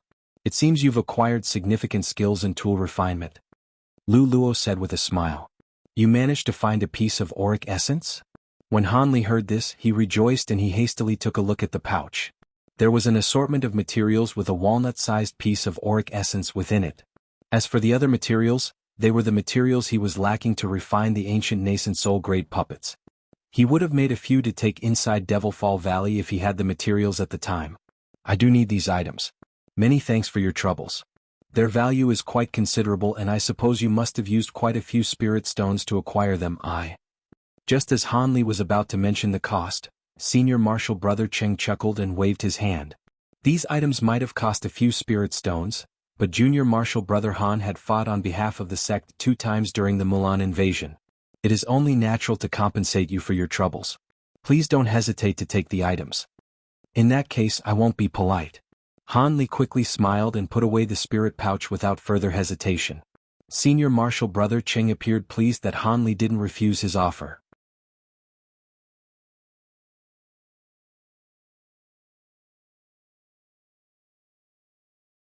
Under the guidance of Old Man Fu, Han Li and the others tread past the 100 Possibilities Pavilion's grand formation and entered the sect. Unlike last time where they descended to a plaza surrounded by mountains for the sword trial assembly, they instead arrived at the large platform built on the side of the mountain. At the center of this platform was a 5-story stone pagoda about 300 meters tall. The mountain behind the pagoda reached up beyond the eye could see and was densely filled with holes. Occasionally, 100 Possibilities Pavilion disciples would dart in and out of them like bees. Old Man Fu didn't lead them to the pagoda. Instead, he brought them to the top of the mountain. As they flew past the mountain, Senior Marshal Brother Cheng gave Han Li an introduction. The mountain depths is a top-grade reservoir of earth-lung fire. Not only is it far more efficient for tool refinement, but it is also incredibly beneficial for cultivators with fire attribute techniques. As a result, many of their high-grade disciples actually construct cave residences deep inside it. Han Li felt his heart stir when he heard this, and his face revealed a pensive expression. In the blink of an eye, they flew over 3,000 meters high and eventually arrived at a huge isolated cave. It clearly wasn't somewhere a low-grade cultivator could travel. Apart from two old men, there were no other cultivators waiting to receive them. When the three landed at the cave's entrance, a red-haired dark-skinned old man called out to them, "Brother Cheng, fellow Taoist Lu. I've been waiting for quite a while. I hope you two haven't taken offense that I haven't personally gone out to welcome you. And this must be fellow Taoist Han. He is as young as expected. His future prospects are boundless." After a brief look at Han Li, he shouted out with alarm, Fellow Taoist Han has already entered mid-nascent soul stage?" The shriveled old man with a stern face also revealed an expression of shock. "This seems to have come as a shock, Brother Feng." Senior Marshal Brother Cheng chuckled and said, "Junior Marshal Brother Han had just entered mid-nascent soul stage. In the future, I hope you'll be able to provide him with some guidance." When the 200 Possibilities Pavilion elders recovered from their shock, they glanced at each other and wryly smiled. Old Man Feng then replied, "Us? Give guidance? Brother Cheng must be joking." Han Li saluted the two and spoke with a polite tone, "There is no need to be so modest. I merely cultivated quickly and my foundation is still unstable. In the future, when there is something amiss with my cultivation, I hope you fellow Taoists will be able to clear up my doubts." When the 200 Possibilities Pavilion elders heard his reply, they gained a rather good impression of Han Li. The two invited the Drifting Cloud sect elders inside, and then the core formation stage guides took their leave. The other 100 Possibilities Pavilion elders said, "Originally, Senior Marshal Brother Pyre also wished to come to welcome you, but he is making his last preparations for the Master Recognition ceremony. I hope you three don't mind." "What is Brother Ding saying? Junior Marshal Brother Lu and I have known you three for several hundreds of years. You don't have to be so considerate. But do you think you could tell us what is this magic treasure that requires such a grand Master Recognition ceremony?" Old Man Ding betrayed a slight trace of pride on his expression and he chuckled. "It isn't an amazing treasure. It is simply something my martial brothers and I had spent 3 months refining, a yin-yang pagoda." "A yin-yang pagoda? That's one of your sect's 3 signature treasures. I recall that there was no one in your sect that was able to refine it in the past 1,000 years." Senior Marshal Brother Cheng's smile was replaced with an expression of shock. Senior Marshal Brother Cheng frowned and unhappily said, "Does eccentric Jean want to test Junior Marshal Brother Han's abilities? Has his bold temperament remained unchanged in his many years of seclusion?" "I'm not too sure of this," Old Man Ding honestly answered, "but with fellow Taoist Han's abilities, there shouldn't be anyone he holds in fear. To tell the truth, we've also never witnessed his abilities." Lu Luo's eyes flickered and he tapped the table, slowly saying, "You mean to say that this meeting is actually a new contest for ranking?" "It isn't wrong to think that," Old Man Feng said with a smile. "However, us old folks from the 100 Possibilities Pavilion haven't changed much and we won't be contending against your 2 sections. But since fellow Taoist Jean will be coming in the flesh, I imagine he will be wanting to test fellow Taoist Han's abilities. He isn't willing to hand over the title of the strongest of the 3 sects over to you. If you knew about that, why didn't you mention this in the invitation? This isn't excusable." Senior Marshal Brother Cheng said with a frown. Lu Luo's expression also turned sullen. "Fellow Taoists, don't be mistaken," Old Man Feng shook his hand and calmly said, "This was only something we had guessed. Fellow Taoist Jean hasn't said anything about meeting fellow Taoist Han. In our point of view, this meeting is only to decide which of the 3 sects will be top amongst their peers. Such a meeting only occurs once in 100 years. And it stands to mention, in addition to fellow Taoist Han, there is also a new face in the ancient sword sect, fellow Taoist Brightscent. It will be good for everyone to meet each other." Lu Luo's expression relaxed after he heard this. As for Han Li, his expression remained unchanged from the very start. giving the 200 Possibilities Pavilion elders a mysterious impression of him. Senior Marshal Brother Ching quickly calmed down as well, and when he thought to ask more about the ancient sword sect, a voice transmission talisman suddenly flew into the hall in a red streak and dropped into Old Man Feng's hand. Right after, all the eyes in the room unconsciously focused on him. Old Man Feng quickly glanced at the talisman before quickly standing up. "How timely," Old Man Feng said with regret. "Please wait here for the time being. The ancient sword sect will soon arrive and I will be going out to welcome them. Junior Marshal Brother Ding will be here to keep you company." He then hurriedly walked out. Senior Marshal Brother Cheng and Lu Luo exchanged a glance and they wore a heavy expression. Han Li didn't appear nervous or anxious at all. But if he remembered correctly, the Drifting Cloud sect elders were only on good terms with the Child Fire Dragon and had a poor relationship with all the other elders of the ancient sword sect. A short moment later, footsteps could be heard in the hall and Old Man Feng entered with 3 other cultivators, 2 men and 1 woman. At the very front of the 3 cultivators was a tall and sturdy old man with gray messy hair. He had a rosy complexion and smooth skin, but his bright eyes displayed a savage cruelty. And most notably of all was the pair of extraordinarily large hands drooped at his sides. They were nearly as large as half an ordinary person. Behind the old man stood a middle-aged man with a common appearance and a young woman with an air of dignity.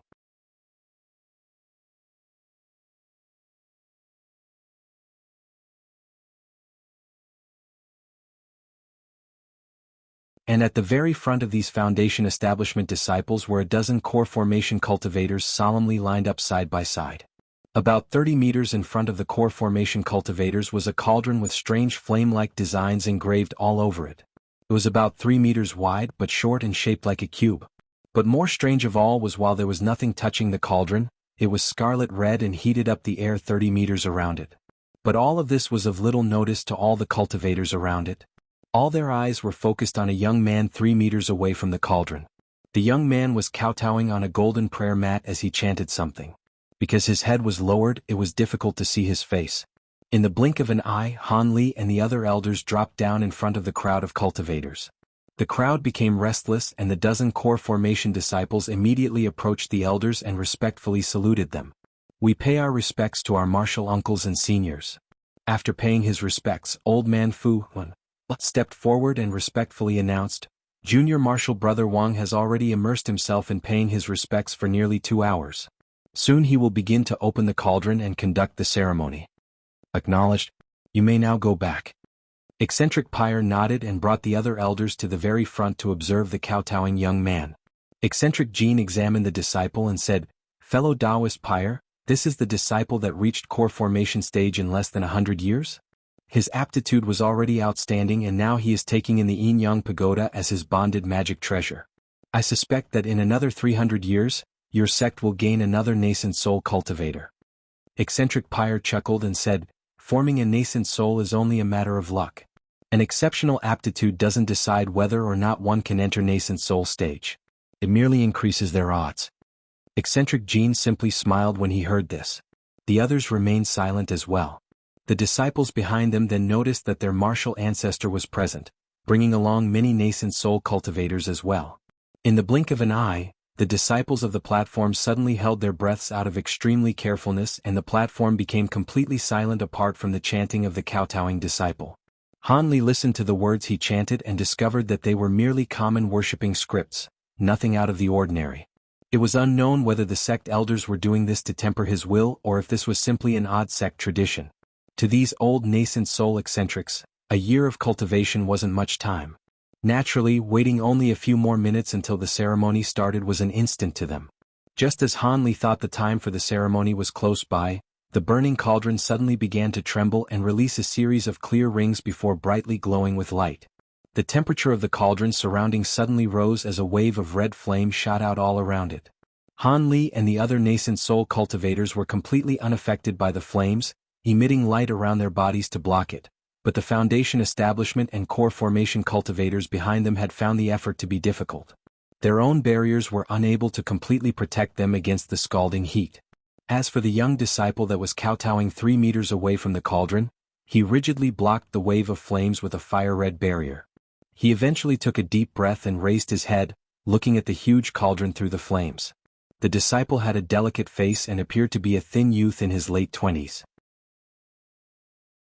Given the age he formed his golden core, it was no wonder why the 100 Possibilities Pavilion elders were willing to bestow a treasure as formidable as the Yin Yang Pagoda over to him. 1. A core formation cultivator from the 100 Possibilities Pavilion who presided over the Sword Trial Assembly in the past. More recently, he led Drifting Cloud sect elders to the elders' meeting ground.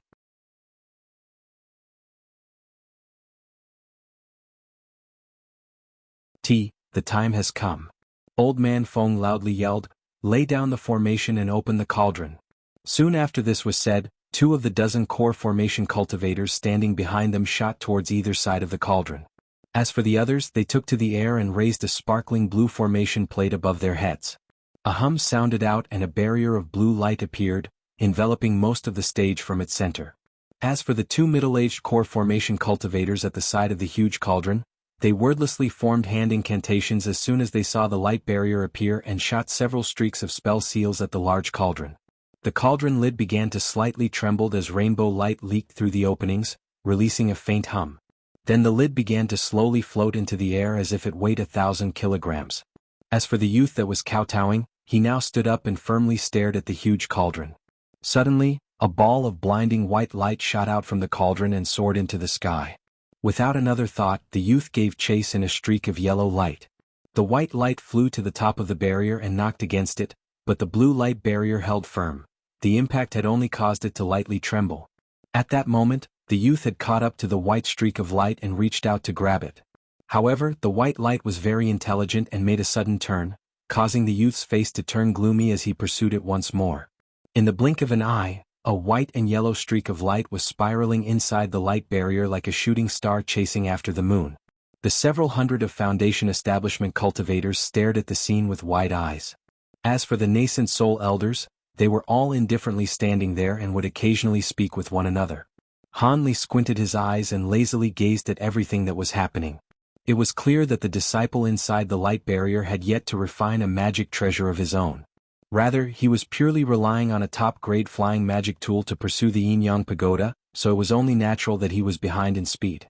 However, this did not matter much because while the Yin Yang Pagoda was rather fast, it was quickly running out of spiritual power. It could only maintain its current speed for a few more minutes at most before the youth would easily capture it.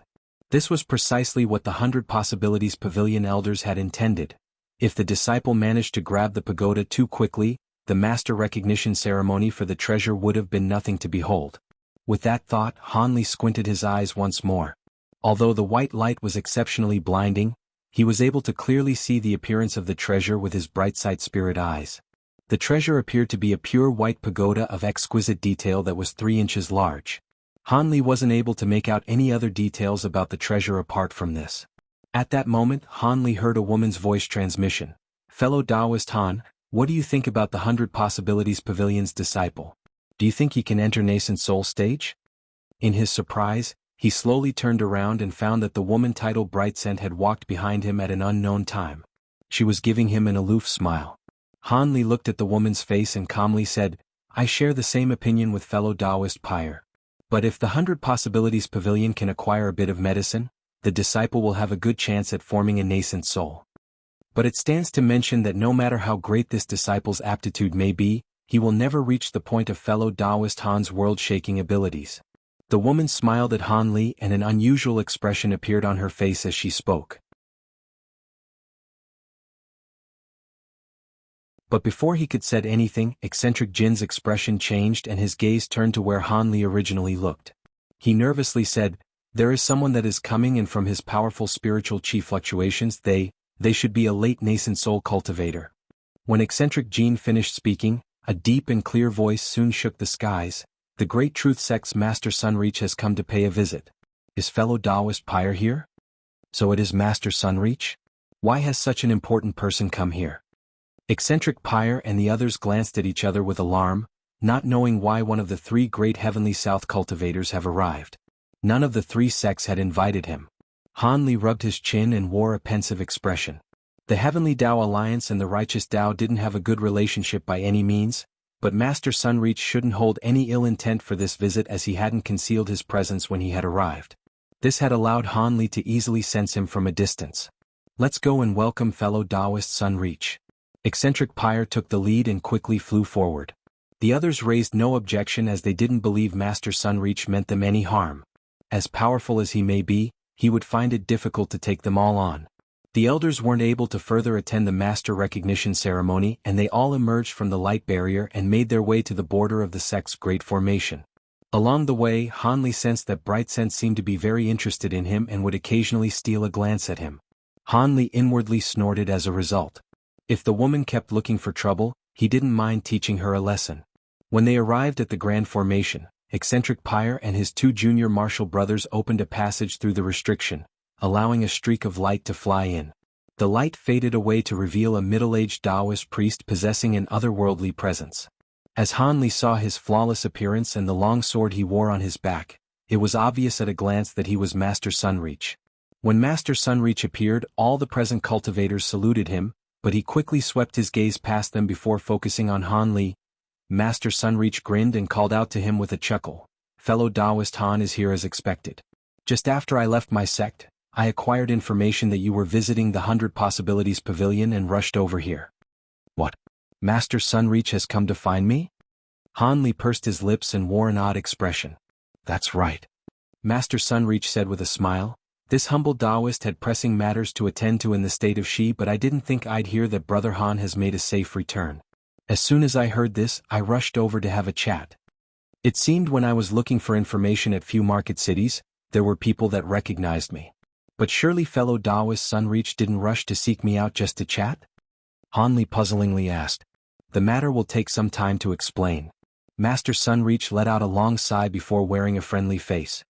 He then said with a courteous tone, Fellow Taoist Han and I have a few matters to talk about. I hope you won't mind."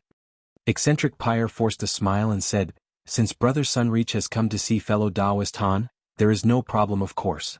We'll simply wait at the side."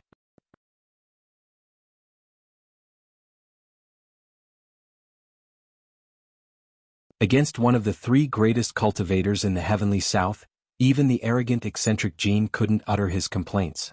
Naturally, Eccentric Pyre didn't wish to offend him either, and he called out for the other cultivators to descend to the ground. Senior Martial Brother Cheng and Lu Luo exchanged a glance before a trace of confusion appeared on their faces. But given that Senior Martial Brother Cheng had once witnessed Han Li's abilities before, he felt no worry for Han Li and promptly descended. Han Li looked at the cultivators that had landed on the ground before turning to Master Sunreach. "What does Brother Sunreach want to talk about? From how serious you appear, I am rather interested." Master Sunreach casually waved his hand, creating a soundproof barrier around them. Then after examining Han Li, he chuckled and said, "Before I talk about the matter, I must thank fellow Taoist Han for dealing with the original soul of the Elder Devil in Devilfall Valley. If the 2 devil souls combined, I fear the entire heavenly south would have been put at risk." Han Li smiled in response and asked, "Does fellow Taoist Sunreach wish to ask about the whereabouts of the Elder Devil's original soul?" Master Sunreach was stunned for a moment and quickly regained his composure, saying, "Fellow Taoist Han is truly intelligent. Yes, that was precisely one of the things I wanted to ask." "Master Sunreach doesn't have to worry about it," Han Li quickly replied.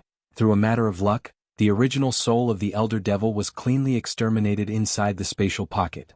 Master Sunreach let out a long sigh and said, "Then I am relieved. The soul fragment should have sensed that the original soul had perished, and from the punishment it received in this land, it shouldn't be returning."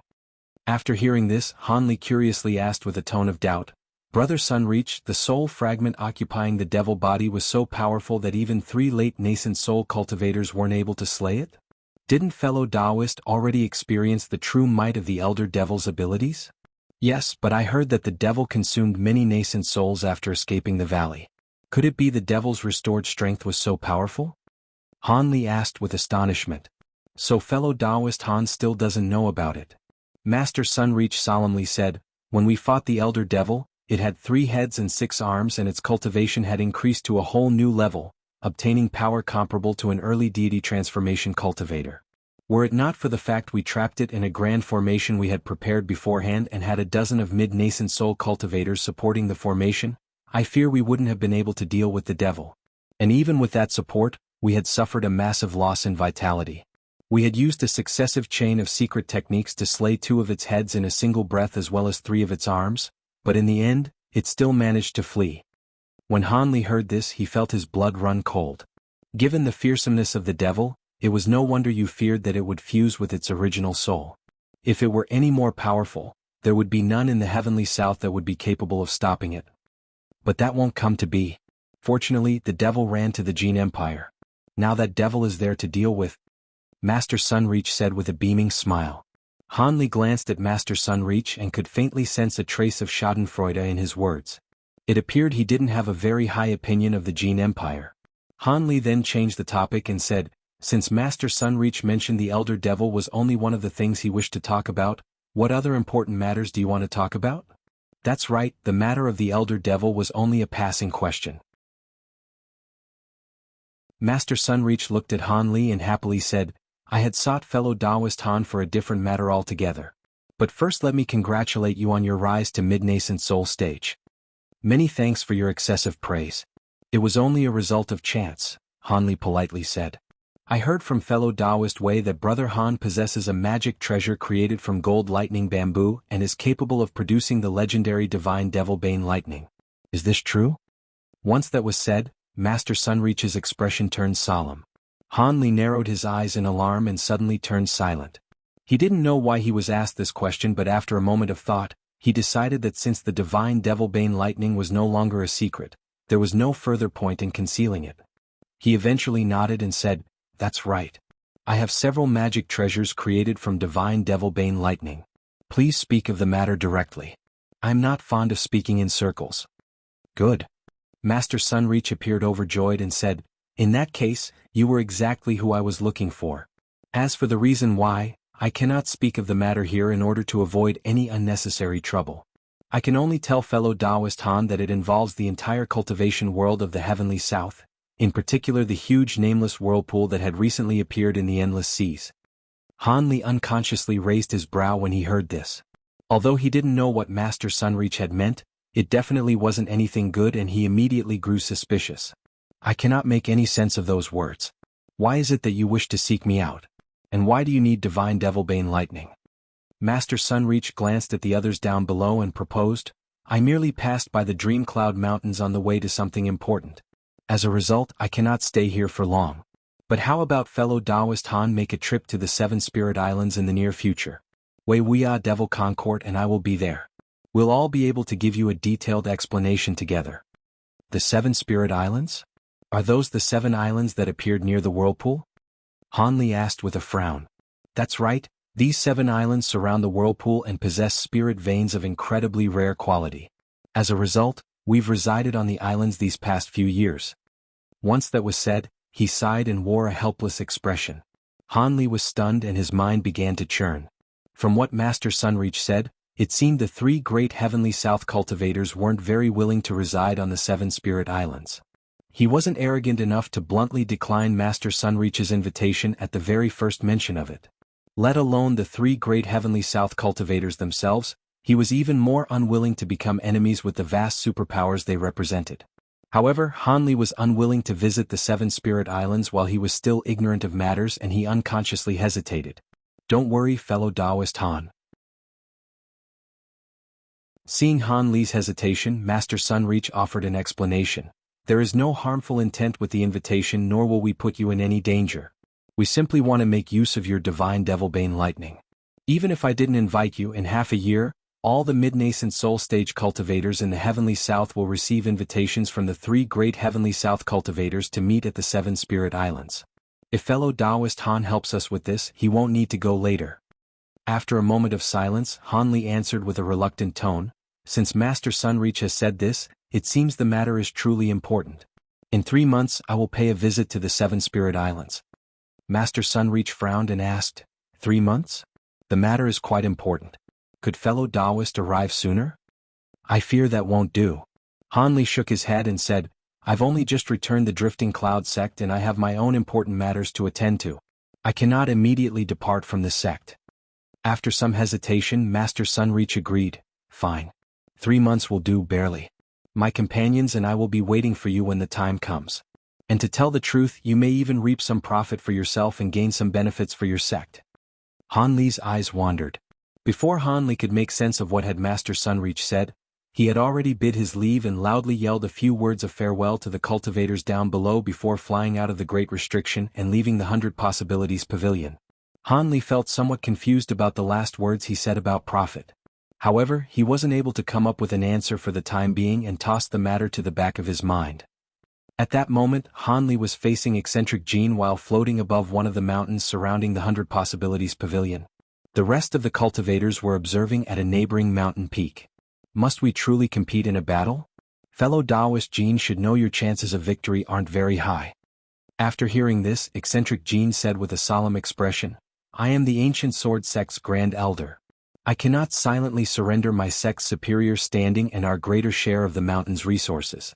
It also stands to mention that I am rather curious about the abilities of the famous cultivator who only condensed a nascent soul a little over 30 years back. If I am defeated, there will be no future need for ranking contests between our sections. Our ancient sword sect will yield to the drifting cloud sect from then on. Fine. Since this is what Brother Jean wants, I will respectfully comply. Han Li smiled and without another word, he raised his hand, summoning a fist-sized ball of blue flames above his palm. Eccentric Jean didn't speak any further as well. He opened his mouth and spat out 3 streaks of golden light. They were 3 identical golden swords only about an inch long. In the blink of an eye they began to revolve around his body and suddenly extended to foot-long streaks of light.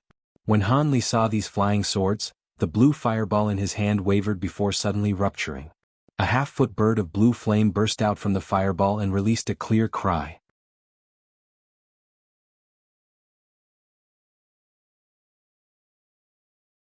Go! Han Li shouted, pointing at eccentric Jean. The blue flame bird unfolded its wings and shot forward in a streak of blue light. When eccentric Jean saw this, anger suddenly appeared on his sullen face.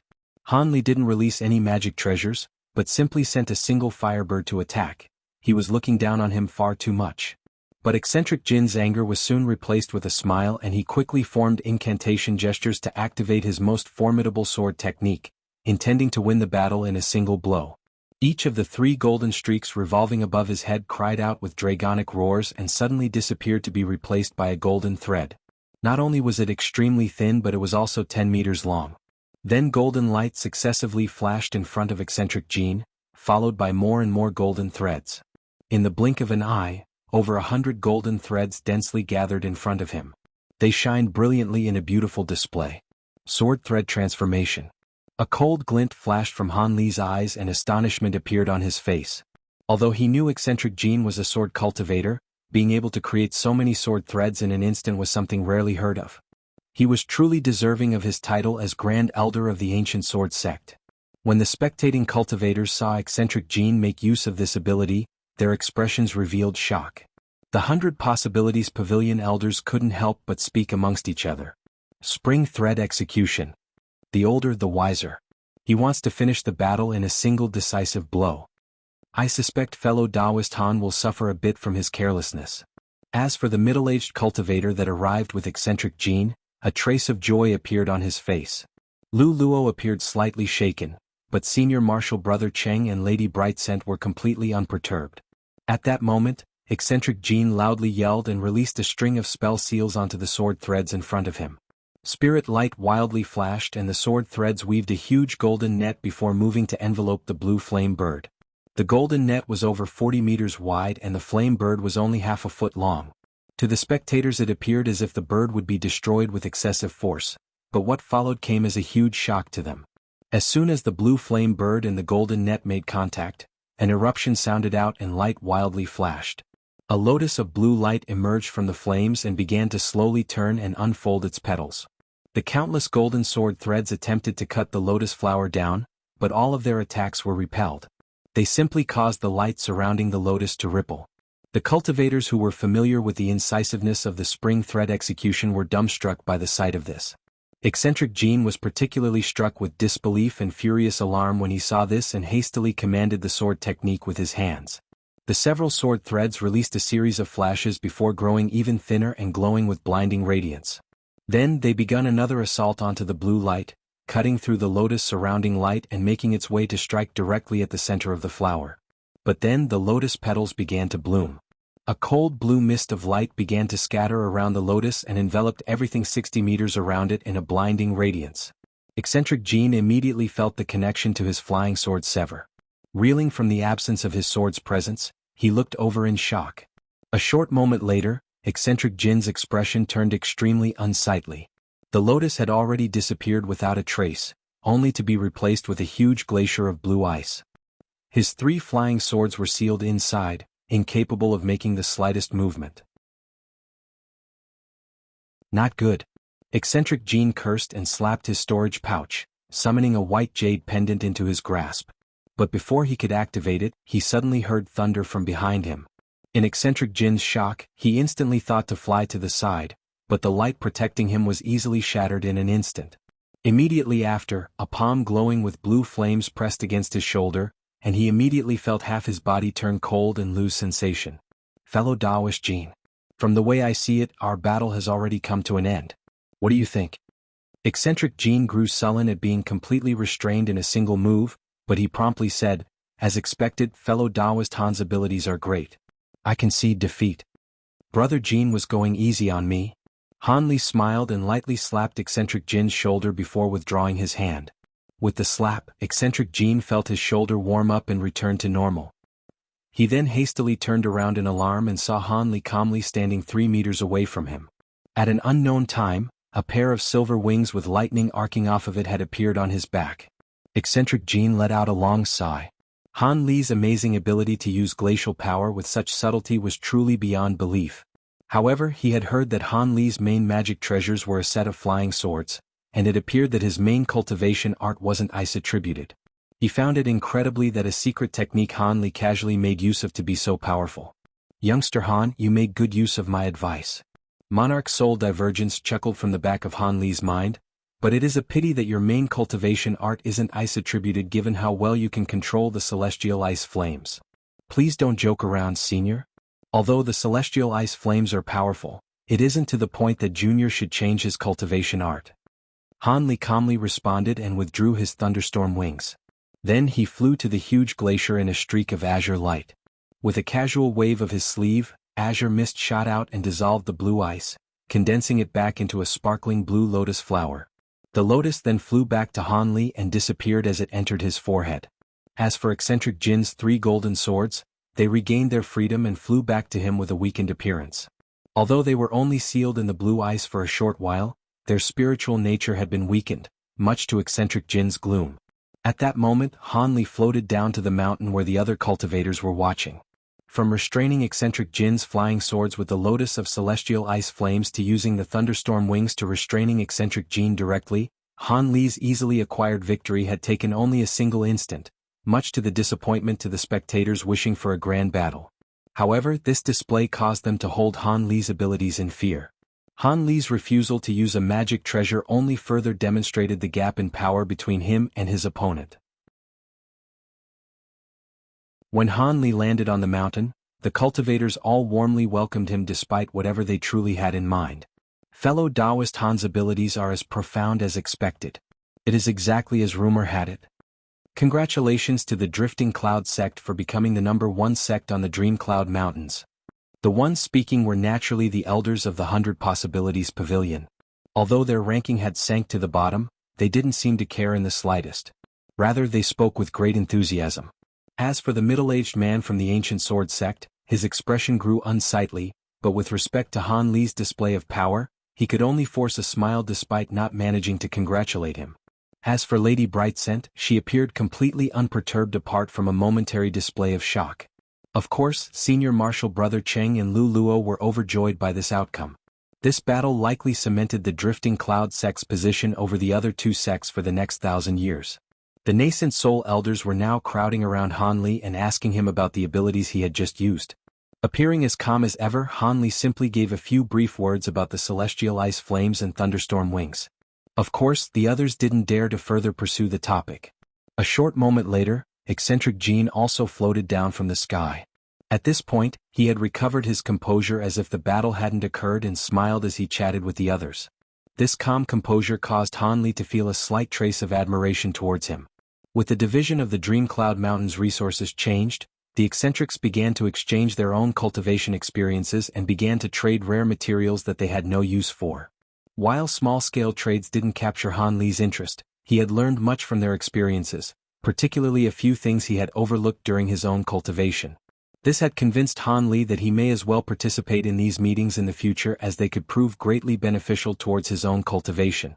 With a majority of the day passed by, the meeting came to an end. Han Li then took the initiative to ask for a tour of the 100 Possibilities Pavilion's Earth Lung Fire reservoirs. Surprised, eccentric Pyre agreed. When Han Li saw the unfathomably deep vein of Earth Lung Fire, he couldn't help but sink into his thoughts. After a long while passed, the visiting cultivators each bid their farewells and departed from the 100 Possibilities Pavilion. Han Li and his senior martial brothers flew back in the direction of the drifting cloud mountains, but on the way, Lu Luo continuously spoke in high spirits with senior martial brother Cheng about the spirit stone mines and areas that produced other rare resources. These areas belonged to both the Ancient Sword Sect and 100 Possibilities Pavilion, but soon a portion of them will be handed over to the Drifting Cloud Sect. Although senior martial brother Cheng wasn't as excited as Lu Luo, he was also in a very good mood. Han Li wasn't interested in the topic and simply smiled as he heard the two speak. But just as they were about to arrive at the sect, senior martial brother Cheng suddenly turned to Han Li and said, "Junior martial brother Han, this is all thanks to you. Having our sect be the #1 sect in the state of Shi had been the dream of our sect elders for many generations. Now that this has been accomplished, I can consider my life to be fulfilled. As I have discussed with you both before, I plan to pass away in meditation. As for the position of the sect's Grand Elder, how about I hand it over to junior martial brother Han?"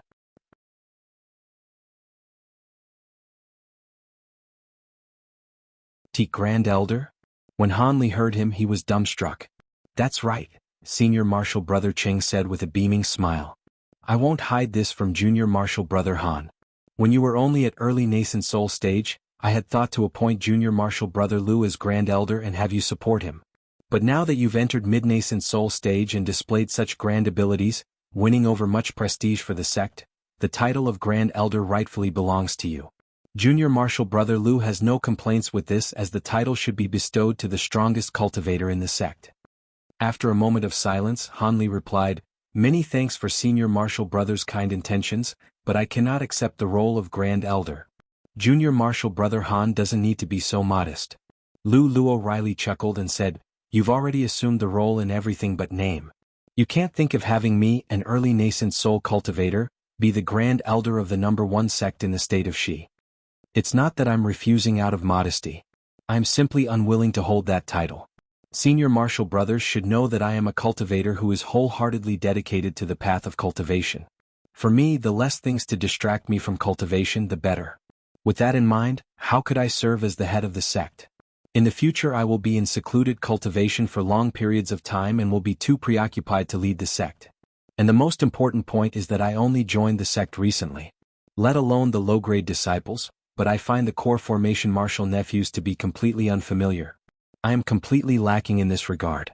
I will be fine as uncommon elder, but the position of Grand Elder should belong to senior martial brother Lu.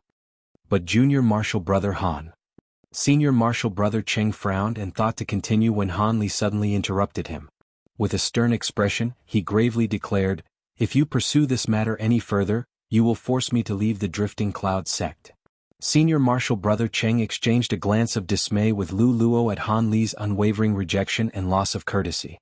He then said, "Very well, since brother Han have said this, we'll save this topic for another time."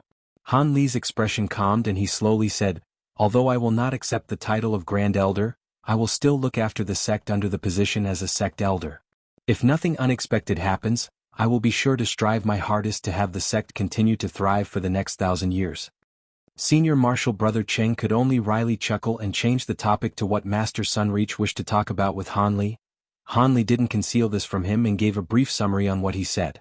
At the end he said, "From Master Sunreach's words, there seems to be a relationship with the 7 Spirit Islands and the huge whirlpool. Since they're neighboring the state of Shi, have you heard anything exceptionally strange?" "Exceptionally strange? Not at all. The current rumors floating around are mostly be true. When the huge whirlpool and the 7 Spirit Islands emerged, we dispatched a group of disciples to personally investigate as they were close to Dream Cloud Mountains, and we found that it didn't differ much from the rumors. Han Li sighed and said, "Since that's the case, it seems I won't find out until I go meet them. I hope it is as Master Sunreach had said. With the support of the divine Devilbane lightning, there shouldn't be any danger." Lu Luo worriedly added on, "No matter how it is said, Junior Martial Brother Han had best be careful. Given that all three of the great Heavenly South cultivators are meeting together, that matter can't be ordinary." "I will take note of course," Han Li said with a smile. "However, I don't believe they'll put me through anything too strenuous." Actually, since Junior Martial Brother Han entered mid-nascent soul stage at such a young age and possesses abilities on par with their own, even the three great cultivators wouldn't dare to rashly offend you. Lu Luo chuckled. Han Li kept his faint smile and said nothing further. The three didn't talk about anything more on the way, and they soon returned to the Drifting Cloud sect. His two senior martial brothers parted from Han Li and immediately went to the sect's official hall. They gathered together their important disciples to inform them of the Drifting Cloud sect's new position as the #1 sect of the Dream Cloud Mountains. At that same time they discussed a few changes and future plans. As for Han Li, he paid a visit to the restricted area where Nangongwan was sealed. After spending several hours there, he left with a tired expression and flew back to his cave residence. On his visit to the restricted area, he had spent much strength using a secret technique to examine Nangongwan's condition under the Soul Seal curse, resulting in both good and bad news. The good news was that the ancient fire toad's core was truly effective and was weakening the curse's hold on Nangongwan's soul. The bad news was that the effects were far weaker than he had anticipated. It would be difficult to say whether or not the core would be able to dissolve the curse. He would have to observe her for a while more before he could come to a conclusion. Fortunately, even if the demon core couldn't dissolve the curse, it would weaken its effects and give Han Li more time to find a solution. Half a day later, Han Li was sealed inside a secluded room. He was sitting cross-legged with his eyes tightly shut. He had forcefully pushed the matter of Nangongwan to the back of his mind to focus entirely on cultivation. Any distraction weighing on his heart could lead to a cultivation backlash. Ever since Han Li entered the hidden room, he remained in a meditative state. Now that he had put his heart to peace, he slowly opened his eyes and spit out a small longan-sized ball of golden threads. It spun in place as it floated in front of his chest. As he stared at the ball, Han Li flicked his finger and struck the ball with an azure spell seal. Rolls of thunder sounded out and the gold ball suddenly began to release threads of fine golden lightning. Afterwards, the ball of golden light violently flashed several times and all the lightning disappeared without a trace, leaving behind only a small orb of blue flames. As soon as the ball of blue flames appeared, Han Li opened his mouth and spat out a small orb of his own blue flames, wrapping around it. In the blink of an eye, the flames fused together before shooting back into Han Li's mouth. Without another word, Han Li immediately formed an odd incantation gesture and closed his eyes once more. He began to refine the last strand of the celestial ice flames he needed to control the Heaven Void Cauldron. If he could control it, he would be able to roam the realm mostly unobstructed. About half a month later, Han Li emerged from his meditative state and opened his eyes.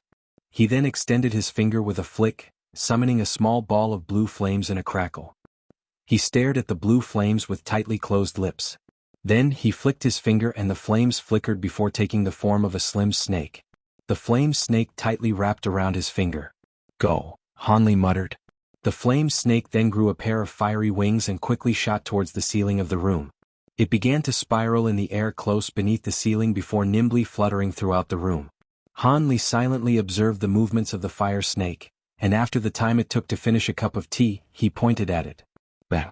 The fire snake ruptured and scattered blue embers shot towards Han Li in a gust of wind before disappearing into his body. At that moment Han Li smiled and muttered, "It appeared the celestial ice flames became far quicker after being refined. At the start it took me half a year to refine a single strand, but the same amount of flame only took me half a month." Han Li then tilted his head in thought and slapped the storage pouch. He summoned a small cauldron in his hand in a flash of azure light. It was only several inches wide, but it was intricately and exquisitely designed. Han Li stared at the Heaven Void Cauldron with a pensive expression before tossing it into the air. The cauldron then roiled for a moment before floating in the air. Han Li rubbed his hands together, igniting a fist-sized ball of blue flame above his palm. Then he placed his other hand over the ball of flame and suddenly shot a stream of blue flames from both of his palms, striking the ball of blue flames and causing it to quickly expand. A short moment later, the fireball grew to the size of a head and began to pulse in size. Despite the violent roiling of the flames, it didn't release even a trace of heat. Han Li raised his head and looked up at the small cauldron, and with a mental command, the ball of flames suddenly struck it. A strange scene resulted. The small cauldron didn't rupture from the strike, but rather fused together with the ice flames. Enveloped inside the raging ice flames, the heaven void cauldron began to slowly turn. Han Li coldly stared at the small cauldron and squinted his eyes. Soon after, he released his spiritual sense and immersed it within the heaven void cauldron, closely examining to see if anything about the cauldron changed inside the ice flames. As time slowly passed by, Han Li's frown became more tense. Even when enveloped with the refined celestial ice flames, the cauldron didn't reveal the slightest change. Han Li lowered his head in thought before suddenly raising it to stare at the heaven void once more. His eyes shined with blue light as he channeled the entirety of his spiritual sense into his eyes. You're tuning in to the Sword Dance in the Vast Sky YouTube channel. Don't forget to subscribe and join us on this journey to catch the most captivating stories.